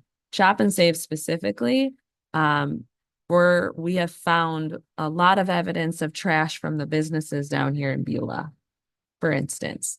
Well, when the businesses are using it, they have much more waste than the rest of That us could be do. handled, could it not? Yeah, so we've reached out, we've sent some letters, we've put stuff in the newspaper. But unless there's somebody sitting there monitoring all the time, we can only catch and remediate so much. Just a couple of weeks ago, there was plastic yard chairs that were down in Beulah, and one of the bins was plopped on top of one because, they were thrown in the wrong spot. The community needs to understand these are not dump site. Period. They're not dump Oh, sites. I noticed And there's that's a the flat deal. screen TV in one. Yep. So. And so that's the issue we're having is there's been a lot of violators in the community. And I don't know if it's our residents, I don't know if it's our visitors, or maybe it's probably a combination. But unfortunately, that's the hand we've been dealt this summer. I don't know why it's Worse increased. than normal. I don't know, but we get a lot of phone calls. I mean, there was just a refrigerator in Homestead, last week, I think it was. I mean, like I did it. No, I know you didn't do it, but somebody plopped a refrigerator out there or a freezer, and it's, Well, I've seen that in Thompson. yeah, it's very unfortunate. We do have a search feature on the page on our website that you can search out the things you need to get rid of, and it will tell you where to take it. So if you put in, freezer or refrigerator, it's going to tell you the places in our region that will take those things and recycle those things for you. But people need to take that extra step and actually look and see, hey, where can I recycle this item and not just throw it at our sites? We can't have furniture and mattresses and TVs and freezers and tires. And I could go on the stuff that's being thrown at these places. The community needs to understand that those are not dump sites, period.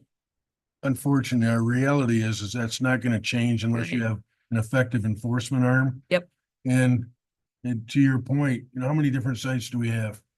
Too many. 6 or so? We have 7 of the red bins. And, we can't afford to pay someone to be sitting at those sites and monitoring them. The people that are disposing of that stuff, they're doing it when there isn't people watching them. Yep. So it's going to be very hard to change that behavior. One of our issues has been cardboard because Packaging Corporation pretty much shut it down.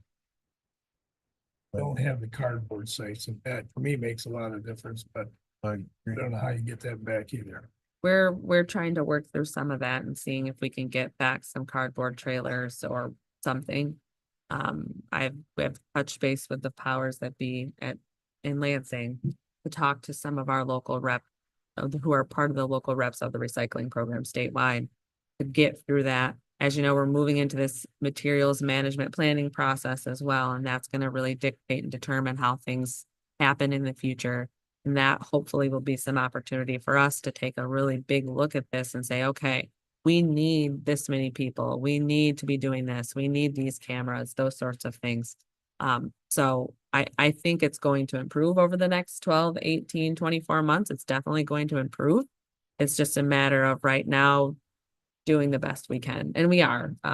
American Waste is picking up on that normal schedule. They did add routes during the summer. They will cut back now. And just getting that stuff out into the paper, out onto our website of it is for recycling. There is a search feature. Use that search feature. Bay Area Recycling is just at Chumps Corner. They take a lot of stuff, that you can't recycle at our red bins. We also have battery and light bulb recycling all over the county. We've realized, I think there's 14 of those, and we need to minimize that. We cannot manage those 14 sites. We have Rose ordered some battery recycling bins so we don't have kitty litter buckets all over the place full of batteries. But the other thing that the county needs to realize is while we're recycling, none of this is free. We're paying for this. And we are at capacity of what we can pay to recycle these things. I mean, with just the batteries and household hazardous waste alone, that's an $80,000 impact that we've paid to recycle all those batteries and everything else. So, it all comes at a cost, and that budget is at capacity of what we can do. Do we still have this advisory board? Yeah, the MMAC. I would think that probably the most economical enforcement would be cameras. Yes. So that at least after the fact, we can go back, and it will be an intimidating factor for people that are dropping off refrigerators. Cardboard is, we take cardboard anyway.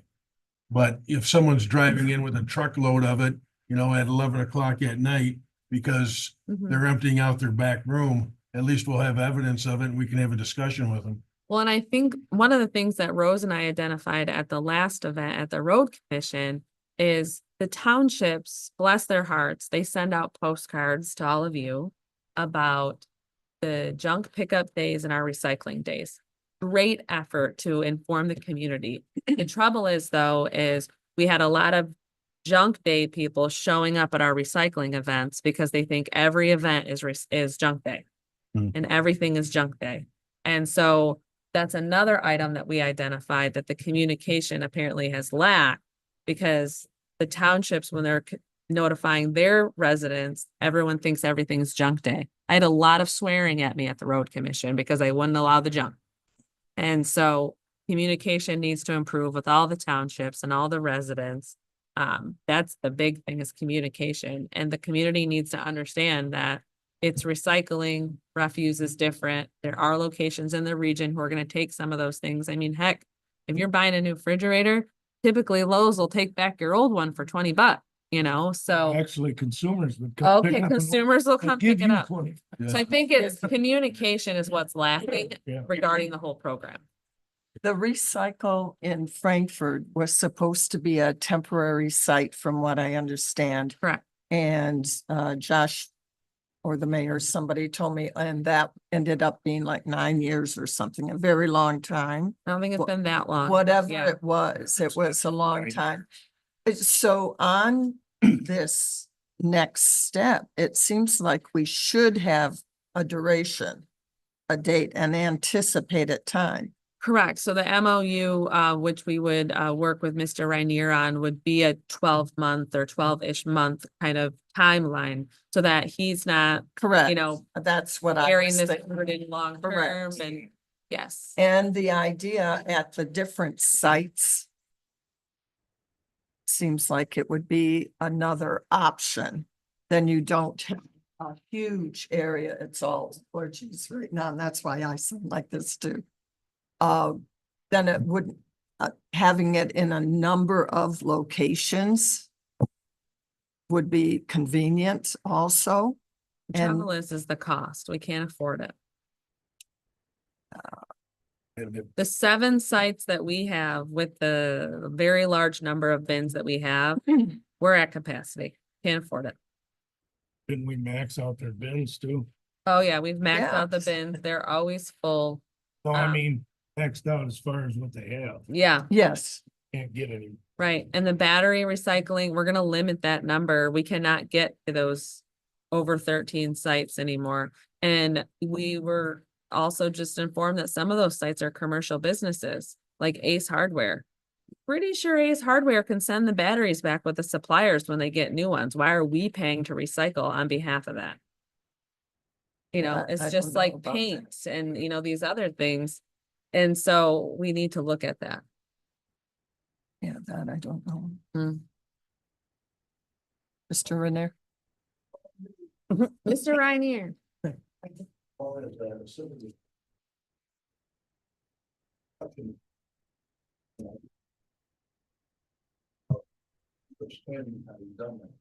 Some of the elements that we haven't discussed are some Correct.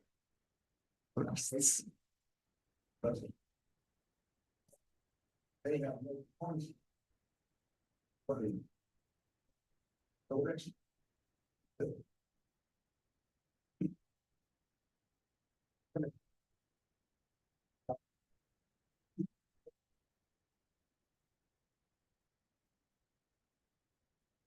Well, that is one of the largest part of the health that we know.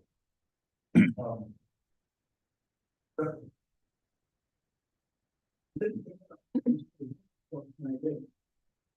we came back the next morning and the entire boat, they dumped their stuff on my driveway where I couldn't even get into my facility. In consideration of an awful lot of people, and again, I did not see the local company, you get it on all of them. The great benefit is, well, we are really trying to make a commitment to deal with all these elements. And I thought, one of the primary concerns that I have on that wetland, I remember why and how Andrew telling what the plans are going to be there. There's not a water quality study, but environmental impact study. But they're looking to see road retread.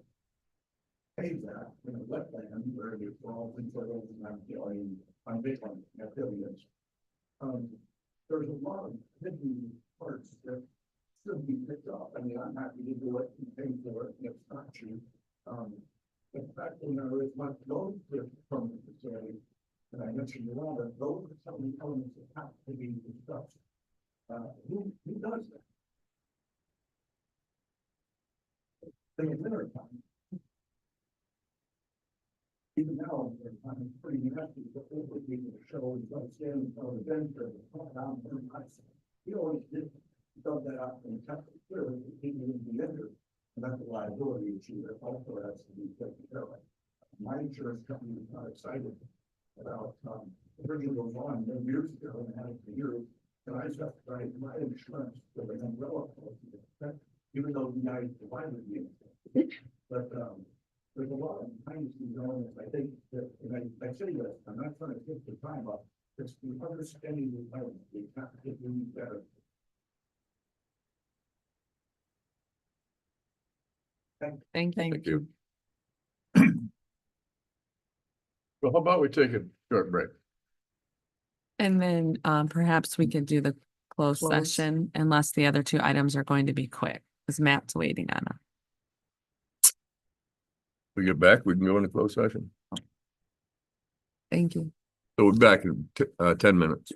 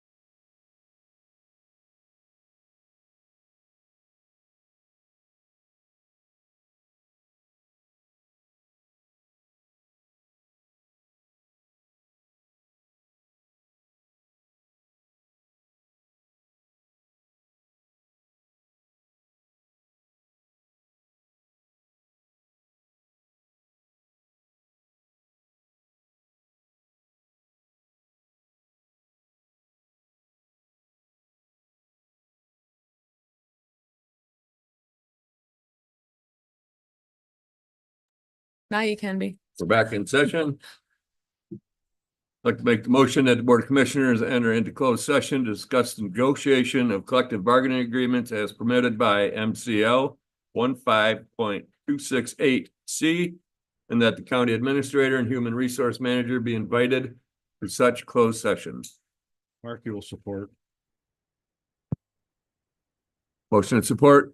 All in favor, say aye. No. Roll call. Roloffs, Yes. Sauer, Yes. Cunningham, Yes. Janat, Yes. Markey, Yes. Nye, Yes. motion carried. All right.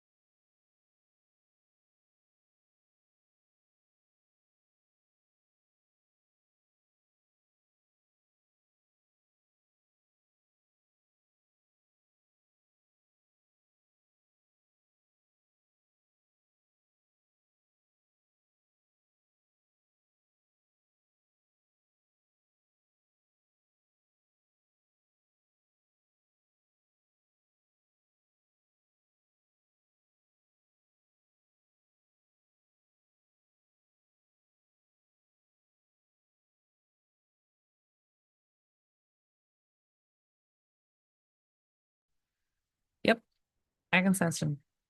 Ready? It hasn't come through my email yet. Okay.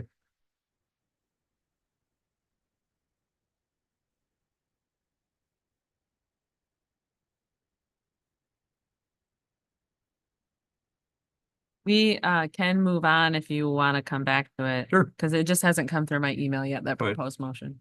So move on to new business. Item A, consider approving a clinical agreement with West Shore Community College for paramedics. So we have clinical agreements with Benzie County EMS with training agencies so that we can act as that partnership in that training of those paramedics. We have agreements on file. We had one with MMR, West Shore. MMR's is still in the process right now because there's some changes that we're looking at being made.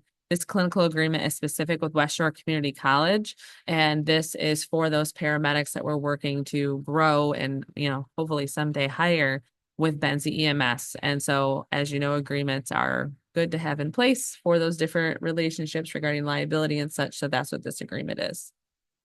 As West Short. West Shore. Yeah. Is it on my memo? I'm sorry. In the recommended motion. I like West Shore. I'll make the motion that the Board of Commissioners authorizes the clinical affiliation agreement with West Shore Community College for a clinical affiliation for the Emergency Medical Services Program. Agreement subject to approval as to form by legal counsel and authorizes the chair to sign. Karen? There's a motion and support. Is there any further discussion? The only question, I'm not against any of this. Does this only obligate us to use them? No. Just an agreement? All right. Yeah, we. This is a good thing for Benzie EMS overall. It gives them the ability to see these people, work with them. You know, if they're a good candidate that we may want to hire. And it gives them a good opportunity to see us and how we work and whether or not we'd be a good fit for them. We've had a longstanding partnership with MMR, which I think was, was North Flight beforehand, where we had students coming through. One of our staff persons who's a instructor trainer for us is also that for MMR specifically. West Shore Community College, just another pool basically of folks who we can bring on and help mend and teach and those sorts of things. So I anticipate bringing something forward for MMR here soon because we're trying to clean up those agreements that we've had. This is just the first one that's coming to you, but it just expands that pool of students we can have with us. All right, there's motion and support. Roll call, please. Sauer, Yes.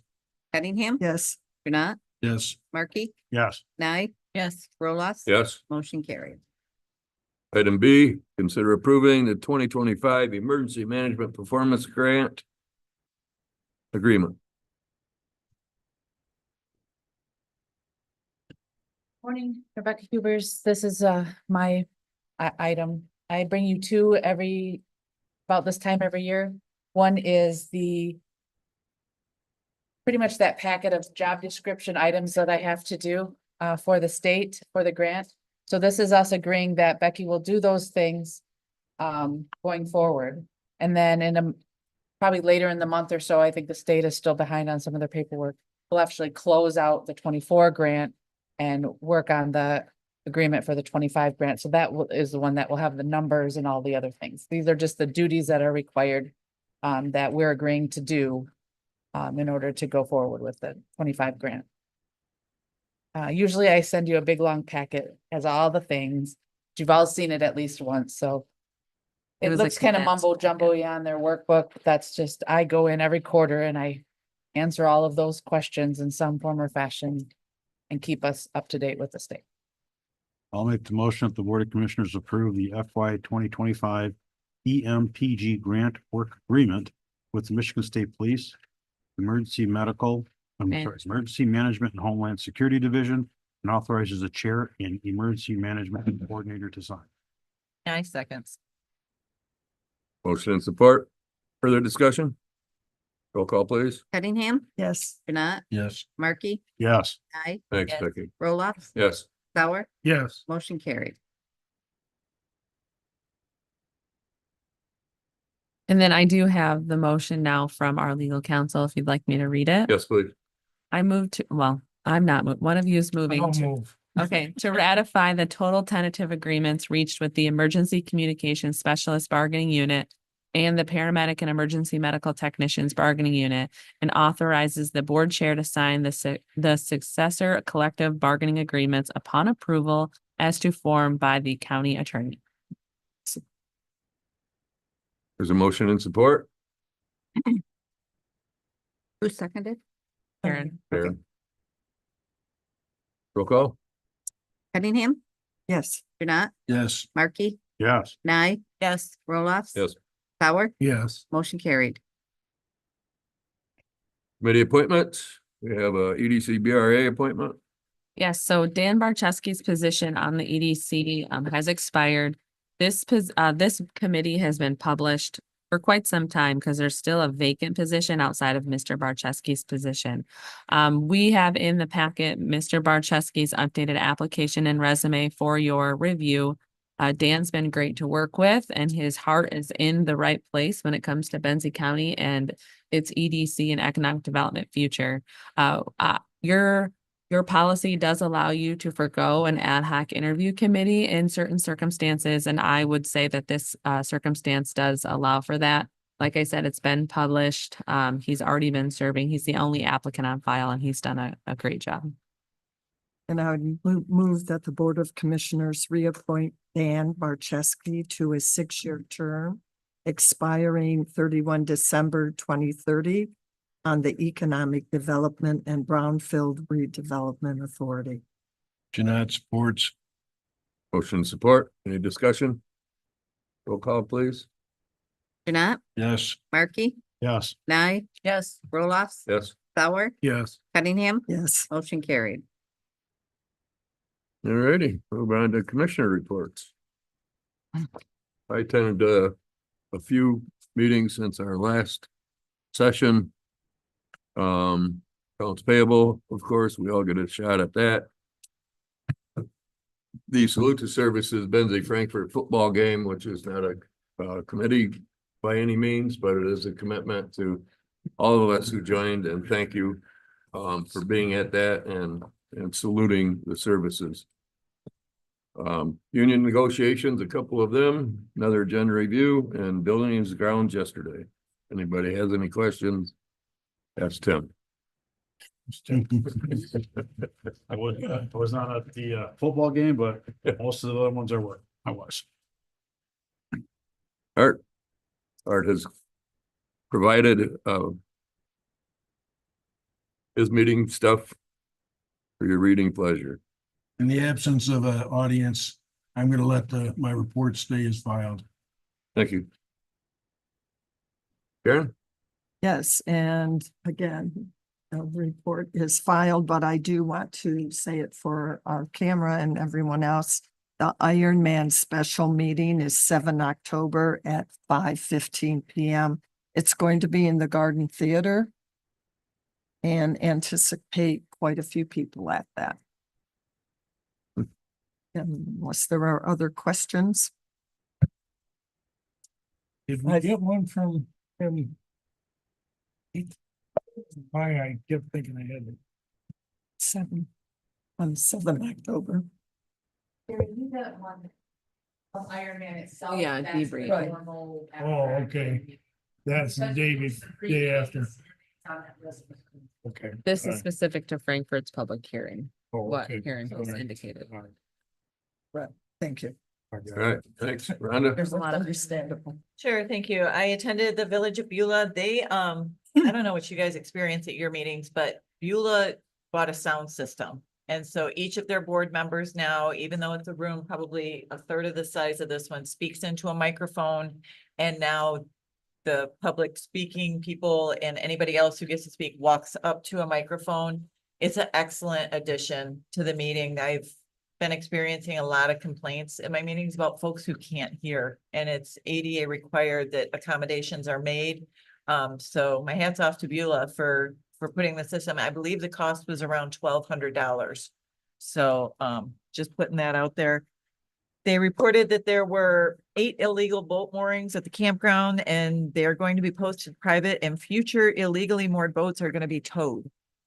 Yes. Wow. A stop work order has been issued on the sewer project. They did not go into detail about why that was issued, for what reason, or when it would be. It was just stated that that had happened. I'm sure they're dealing with that on their end. And then it was reported that Fall Fest in Beulah is going to be October 5th. I attended Benzonia Township meeting. An RFP is going to be published for their cemetery cleanup and lawn care services. That's a 3-year contract.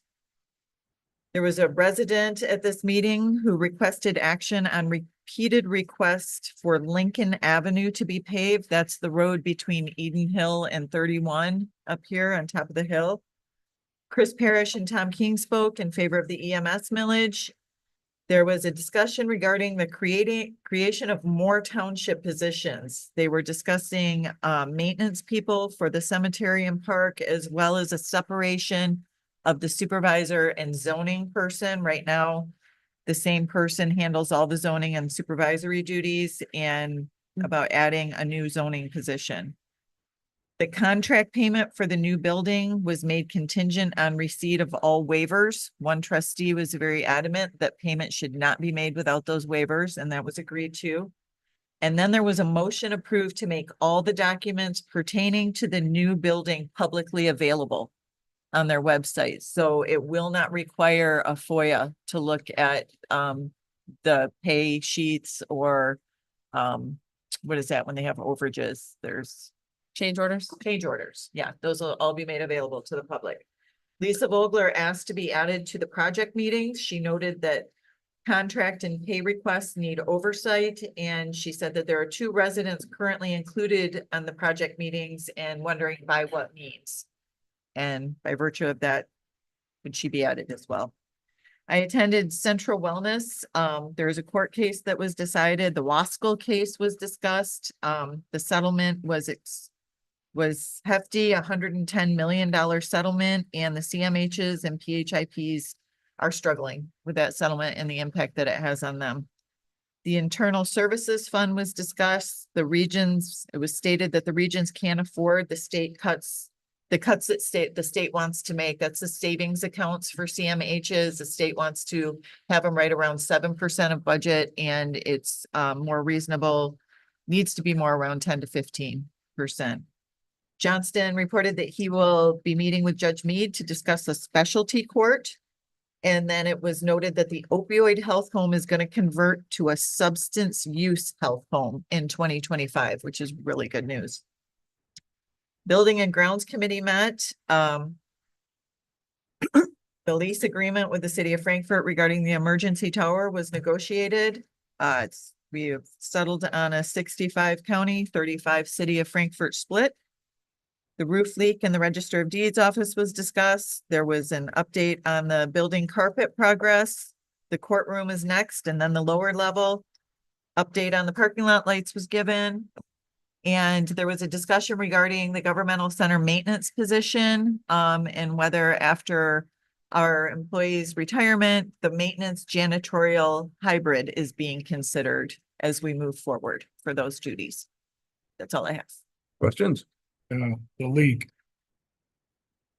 What was it? Did anybody, Screws, a screw drawer. something? There was from- screws left on the roof and one of them was drug across and made us an opening like this. Yeah, so when they did So the it was the unit, contractor that was working it. Yeah, Yeah, and so they're paying taking for it. responsibility for it. yeah, so when the units were put on, there was 2 units put on, and we have 1 left now, but when there were 2 units were put on, there were some excess screws that weren't noticed and so yes, it got stuck in a boot, drug across the blocksome, punctured it, made the water issue. And so Hearst is taking full responsibility. The blocksome invoice will be sent to Hearst for payment. They're very apologetic, of course. So all is well in the neighborhood. Don't let them happen on Friday. I know. And what was the split on the tower again? 65-35. Okay. And Rhonda, with that split, Is that the same for revenue sharing too then? Revenue was discussed, it would be, but the general consensus, and this was easily agreed upon, was that any revenue above and beyond what the utilities and maintenance costs should be a line item that's reserved for future costs and split on that. So it's not like checks would be distributed No. if there was revenue. This is gonna be held in a tower account for maintenance and utilities. If there's a surplus, well, good news, we'll just use that. And offset the payments next year. Yes. Okay. So those funds will be restricted Correct. and, wow, Yeah. great job. Who's, You do that keeping too? fun? We are. Who's on that, who was on that negotiating group? Guys, great job. I kind of loved that. Rhonda got us the number, but I kind of like set her up for the. The punt, is that what you call it? Yeah, that was good. Well, it was very easily, we started it, Commissioner Markey suggested based on information that is verifiable. This is gonna be a great benefit to the city of Frankfurt. Yep. Primarily, and so he was, Adamant. yeah, he suggested a 50-50 split, Yep. just based on that, which was, turned down out of hand, but if by my calculations, if you take where we started at the 80-20 and then the 50-50, the split in the middle was the 65-35. That's how we got there. Just what? I applaud the city of Frankfurt for being reasonable in the negotiations and Mhm. you guys, again, demonstrated you have the skills to do it. We'll be calling on you more often, I guess.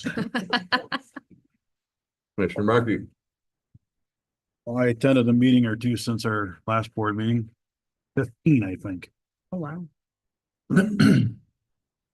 Homestead Township Board, I'm not gonna discuss them all, though. I'll be very brief. Thank you.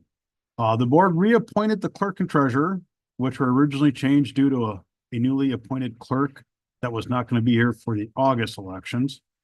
So they moved things around, and they're putting the players back the way they originally were, which are how it's gonna be on the November ballot, and both of them are running unopposed.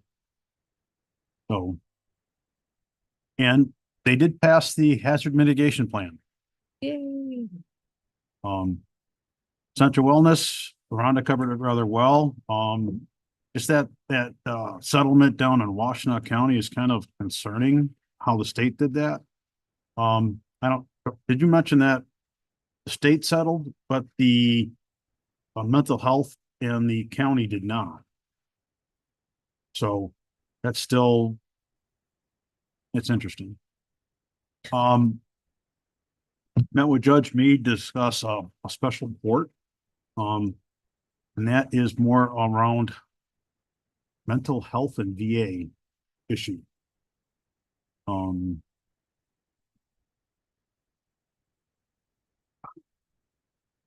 Friends of Point Betsy Lighthouse. They're working on, and this has been in progress for a little bit, moving to a committee structure. Before they would do, it was a very long board meeting. They did a lot of the business right at the board meeting. Because you would expect to be there for about 3 hours. And they're moving to a committee structure. They're still working on that. Their gift shop is doing awesome this year. Sunday, September 1st, in 5 hours, their sales were $3,807.03. They're actually beating last year's numbers, which last year was a record year. And then dispatch advisory, we looked at updating a property damage accident calls when an electric vehicle or a hybrid is involved. And going forward, we're gonna dispatch fire for all of those vehicles because there are more hazards that you may not be able to see. Mhm. And that's all I'm gonna report on. Questions for Tim? Going back to Point Betsy Lighthouse, are you in a position to discuss what the outcome was of that embezzlement from the previous exec? Well, we can. I mean, it's public knowledge now, I believe. Okay. They settled. He has restitution up to, I think it was like $70-some thousand. Yes. And so that's in process. Okay. They had a short-term new exec that didn't work out so well, but the new guy, of course, I'm gonna forget his name off the top of my head, he's doing rather well. Very engaged. But the outcome is that he has to reimburse that money, but no jail time. No, you got jail time. Jail time. Oh, he did? Yep. Okay. All right, just curious. Thank you. Gary? I've done all over. I'll just hit some of the highlights, just read the rest. This was the second attempt at trying to close Henry Road down. Again, they gotta commend the board. I know from my own experience, when you close a road and abandon the road, there will come a day you wish it was open, no matter who owns the property. Oh, I mean, the guy's always saying, I'll never do anything here. Not saying you will. What about your family? What happens if you need the money? And to close a road and eliminate access, to me, is a big concern. So I'm pretty proud of the road commission for going that way. I also did notice on the news the other day, they had a blurb out there, bond proposal. 7 and 4. Up North Live. So they're working that route, I guess. Also went to the Friends meeting down here. They also were going to approve to give the Conservancy $10,000 for the Alberta project. I remember when they confirmed that they've reached their goal.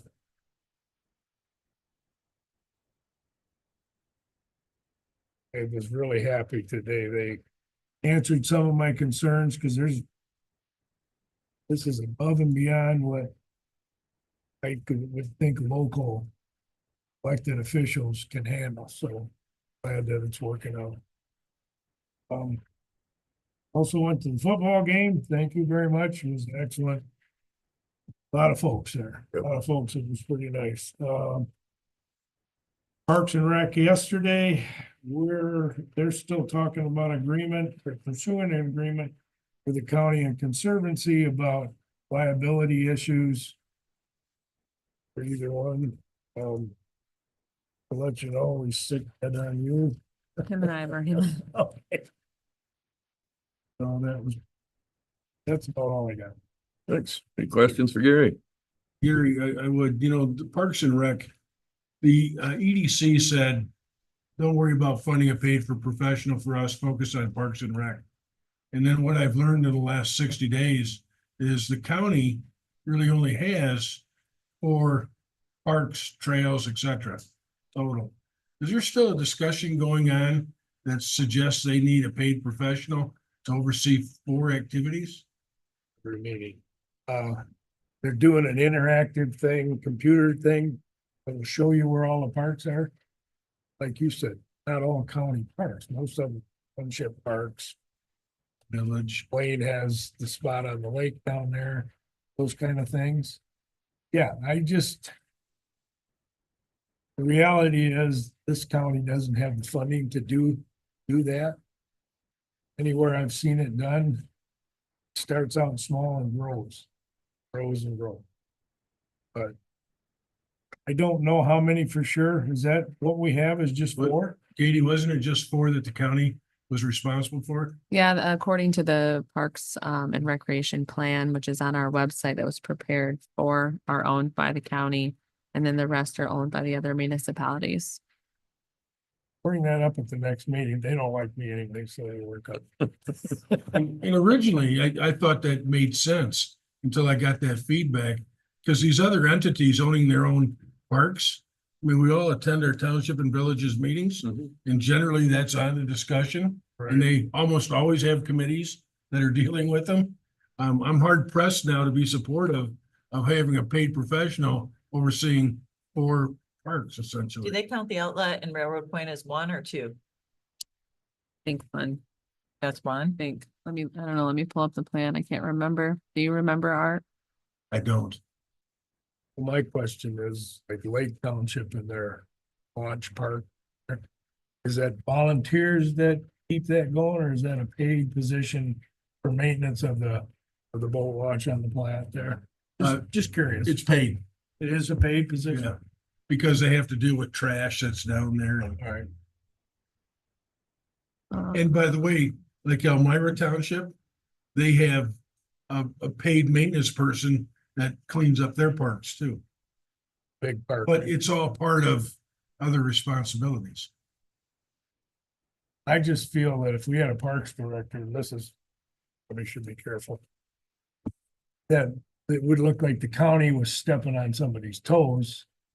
That's a concern to me. Well, I know that nobody likes this expression, but I'm afraid that if we were to move forward with that, there'd start to be some empire building and it'd start costing us more and more and more. And I think from an economic development perspective, these parks are great to maintain. And I'll say this now for the third time in this meeting. For 4 parks, you know, that's a pretty tough sell. Well, Benzonia Township, that's a paid professional, a paid person that does the maintenance work on that park, correct? I mean, they're talking about adding in Benzonia Township, they have professional help who mows. They have a person, an individual person who takes care of, I believe, just the ballparks. And now they want another person for maintenance. So, I mean, it's turning into a full staff. It's doing exactly what you said. Yeah. So- Katie, do you have it pulled up? What are the 4 parks? Just to satisfy my curiosity, Zeta Park, Railroad Point, and the outlet are 1. So the plan is parks and public lands and recreational areas. So the trail is one of the items that is part of the, recreational public land. Okay. Betsy Valley So the Trail, Betsy Valley Trail, Railroad Point Natural Area, Point Betsy Lighthouse, and Zeta Price Park are owned by the county. So this is a recreation plan. And so those On are 2 the, of those, we already have established friends groups yes, ma'am. for, yeah. And in the communities that I'm working with, in addition to maybe having the maintenance of it be part of someone's other duties, they all have volunteer committees. And they're very active, and people I found on these parks and rec groups, they're very passionate about Yes. what they're doing. So it's not like they're giving lip service to it, they own it. good point. County Administrator. Just a few things for me. Tom and I sat down with Elmira Township to talk about EMS and that relationship there. So we're working through some things with the 2 agencies and just trying to grow a positive relationship between the 2 entities versus one that seems to be disagreeing on a lot of things. So we're working through some of those issues, just trying to build that relationship to be strong. So that's very exciting. I also was at Benzonia Township, so that was good. I'd like to try to go to a few more meetings if I'm able. I did sit down with Chuck Kraus and Rose, and we talked through the Thompsonville Area Revitalization Project, and that will come before you at your next meeting. Chuck will be here to talk about it. They have a great project plan there right in Thompsonville where the train car is and the camping is. They're working on raising funds. They have a Impact 100 request in. And so they'll be before you on 10/8 about how the county needs to be involved in that project, not from a monetary standpoint. That project will also include some trail updates as well. So it's very exciting. Really everything else you guys talked about that I've been doing. So buildings and grounds yesterday we went through. Rick Morris is retiring, so we're working through some of the position, that position and what he does and when he does it and those sorts of things, trying to get a handle on that for when he does leave Benzie County in November. And any questions for me? You have it's a little bit different, but a topic, the opioid money, we had funds that came in. Have you received any piece, but that's all on the website. Yep, it's all on the website. It was in the newspaper. I Okay. did email it out to Sarah May and some other folks specifically. I've not seen any RFPs come through yet. I also did an Interlochen Public Radio interview on the RFP as well, trying to get it out to the public that we have this RFP and have this funding. But yeah, nothing has been Do we turned have in. a deadline on that? December 2nd is what I have on the website. Okay. So people have a little time. We did it for 90 days, or no, December 11th, sorry, December 11th. So people have some time. And to find it, You just go to benzico.gov and right on the homepage, it says RFP/bid opportunities. They click on that and it'll be on that page with any other bid opportunities that we have, at the moment. So that's a good spot to look at. and our dollar amount right now, do you know basically what's available? It's over 200. Okay. I said, Some of the projects that we did, Uh-huh. that money, thanks, Katie. we get reports back. Mm-hmm. Follow them. Mm-hmm. Well, Central Wellness specifically has talked about at the different meetings, what's going on with the opioid and those sorts of things. Police A officer. lot of them did a big report when the AG was here. And so you heard a lot of feedback then as well. I'm sure the rest would be happy to come give more reports if you'd like another report. But I kind of saw the AG meeting as a big report on Well, those funds. I like that aspect, and we give out money that we get Follow. feedback so the community can understand what Yes. we're trying to do. Yeah. Appreciate it. Katie, is the opioid dollars, are they similar to ARPA dollars that require periodic reporting and how those monies are being used? Yeah, so there is reporting due twice a year on opioid dollars. And then there's reporting due quarterly if you use it for anything outside of what's allowed in Exhibit E. So yes, there is reporting done on those. There's not deadlines like ARPA, there are reportings. They're more focused on reporting that is uses of the dollars that are outside of the opioid uses. So with some of the settlements like Janssen and Janssen, you can use a small percentage of those funds for things outside of what's listed in Exhibit E, all the remediation and prevention and such. We haven't utilized those funds for those purposes, so that report's typically pretty easy, but they're more focused on that versus the other. So you could use some of those monies for administrative oversight? Very small, like 10%. Yes, Well, but it's only for one settlement. So while we have $200 or $200,000, that's like 7 settlements worth of payment. So of all of that, we could utilize like $2,000 for administrative. It wouldn't be 20,000. No. So when the state has been settling these opioid dollar settlements, some of them have different agreements. So there's the big Janssen and Janssen, there's Mallinckrodt, and then there's CVS and Walmart and Walgreens and all these other little settlements. The big settlements are allowing for small percentages of those funds to be used for things outside of, whereas some of the smaller settlement agreements, that's not part of those settlement agreements. So you have to be careful with which money you're using for which thing. So I'm surprised that we're not getting, and maybe it's just a little too early, but getting more interest in trying to acquire those funds. What I'd suggest we may want to consider for those of us that work with groups that might look like they provide those kind of services, we work with them to be creative. Yeah. I'm thinking again, like at the schools, admittedly, I was initially on the fence about bringing in a professional to talk to students.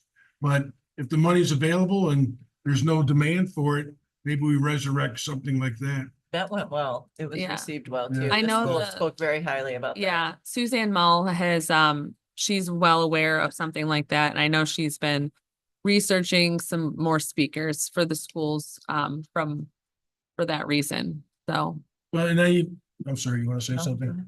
I'm even thinking like with central dispatch, and the dispatcher has to walk people through certain techniques. Didn't we provide some funding to teach so that they could purchase some software that walks people through that? yeah, we have, and they So I mean, did if we that, yeah. can be creative in that sense, and I'm not talking about making things up just to use the money, but maybe people aren't thinking about it, and we need to jar their memory.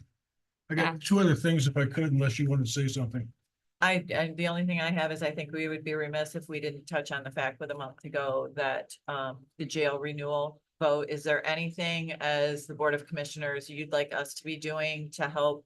I've been handing out the flyers. I run out every meeting that I go to, but if the renewal fails, it will create a $2.2 million shortfall for the county, and it will be devastating to the jail. Correct. Yeah. And is there anything more you would like us to be doing? Talk. I mean, talk to everybody that you know, educate, encourage them to, ask questions about why and what and where and who and those sorts of things. There was an article in the Record Patriot. We have the things online, the township meetings. I was going to post them on over here in Benzie County, maybe, as long as nobody comes after me. So whatever you can do to spread the word, everything that I hear is it's an education barrier. That's all it is. It's an education barrier. People are looking at the ballot language. They're very concerned about Brownfield and Frankfurt. So hit that hard because of the Frankfurt DDA and the Brownfield redevelopment. Hit that hard about how it only affects those folks within those established districts, that the money is not going there, for those things. But it's just an education barrier. So the more people you can speak to about the why and the what and the who, the better. And ballots will be going out here probably in the next week-ish. Yeah, So the now is pick the them up time. And they can start handing them out on Thursday. Yeah, so now is the time to really beat the drum as loud as you can. So I had specifically asked the sheriff to carry the water on this because I heard nothing from them before the August election. And one of the shortfalls for us is we were so focused on Headley. Yeah. That we weren't talking about that. But quite frankly, I see that, and if the sheriff was here, I'd be saying this anyway. They need to be out there promoting themselves in uniform so people can see that, because you're absolutely right, it's a communication issue. But failure to pass that, it's. No I got my own uniforms. thoughts on it that I'll reserve. For No uniforms, no uniforms, no uniforms, Can't no wear a uniform uniforms. to a township meeting? Absolutely not. Oh, okay. Nuevo County was actually fined by the campaign finance committee for their deputies wearing uniforms and passing out jail flyers. Okay, I appreciate knowing Because that. that appears to be many things. It could appearance of intimidation for some people. It could Okay. be the appearance of campaigning on county time. It could be all these things. And so no uniforms, please. All right, great. I appreciate the upgrade on that. Two other subjects, if I could. You gave me some information regarding the exempt tax properties in the county.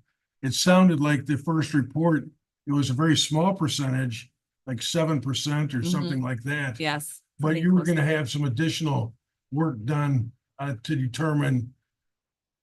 We think it's a bigger number. So Brianne, I sent you all a spreadsheet that Brianne prepared regarding the exempt properties, and the total exempt properties are around the like 7-ish%. But in the grand scheme of it, it's many thousands of acres. And so, when you look at it from a percentage versus an acreage, exempt properties are almost 77,000 acres of property in this county. From a property standpoint, it's a small percentage. From an acreage standpoint, it's quite high. That factor in federal, state, all those factors that you Yeah, don't see, only, trying to pull it up. veterans have exemption, those kind of things, but it's very deceiving. Yeah. Much, So- much smaller than I was told. Yeah, so the spreadsheet that I sent out to you, which has the 76,682,000 acres, it actually calls out the different exemptions on those properties. So it says exempt under 211.7S, exempt under 211.70. It has the various exemptions on there. So those are all the properties that have an exemption, which is almost 77,000 acres of property. Okay, but 7%, hard to beat the drum when it's only 7%. Because I had been told for years it was like 40 or 50%. Because from a parcel standpoint to a total parcel standpoint, Railroad compare Point's it over because- 200 acres, and that's one parcel. And so you really, you're better off to look at it from an acreage standpoint, which she did not give me that math, so I'll follow up with her. But you're really better off looking at it from an acreage standpoint versus a parcel standpoint, because you have some pretty big tracts of land out there that are one parcel.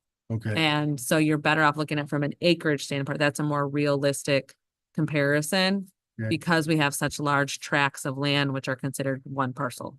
so the number I was given historically could have been based on Acreage. parcels, not acreage. No, opposite. It could have been based on acreage, because if you're saying you were told 40-50%. Yeah. I would say that number is probably more based on the acreage math versus the parcel math, is my guess.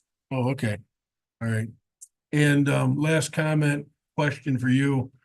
There's an announcement that came out that Bergman, along with others, is working on ensuring SRO funding for communities. Mhm. We have our own separate millage for that.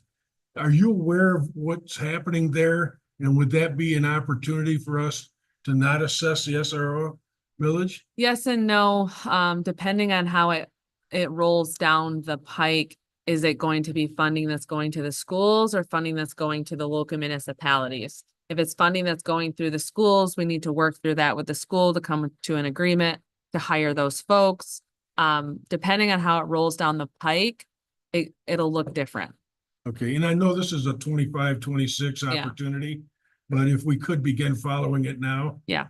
Because if we don't need that money, there's no sense in assessing. Yeah, as long as, I mean, I envision it's probably gonna be money that goes to the schools like it did before. And at that point, we need to have a very strong relationship with the schools and a strong agreement with the schools for those individuals. I Well- would like to see the money go to the local agencies, and let us control, because it's troubling to hire people based on an agreement, which could change when a board changes. And I agree, I'd rather have control also. Mhm. But for me, at the end of the day, if the money's designated for the purpose of protecting the schools Mhm. and the students in those schools, regardless of who's got it, that's what that money needs to be used for. Yep.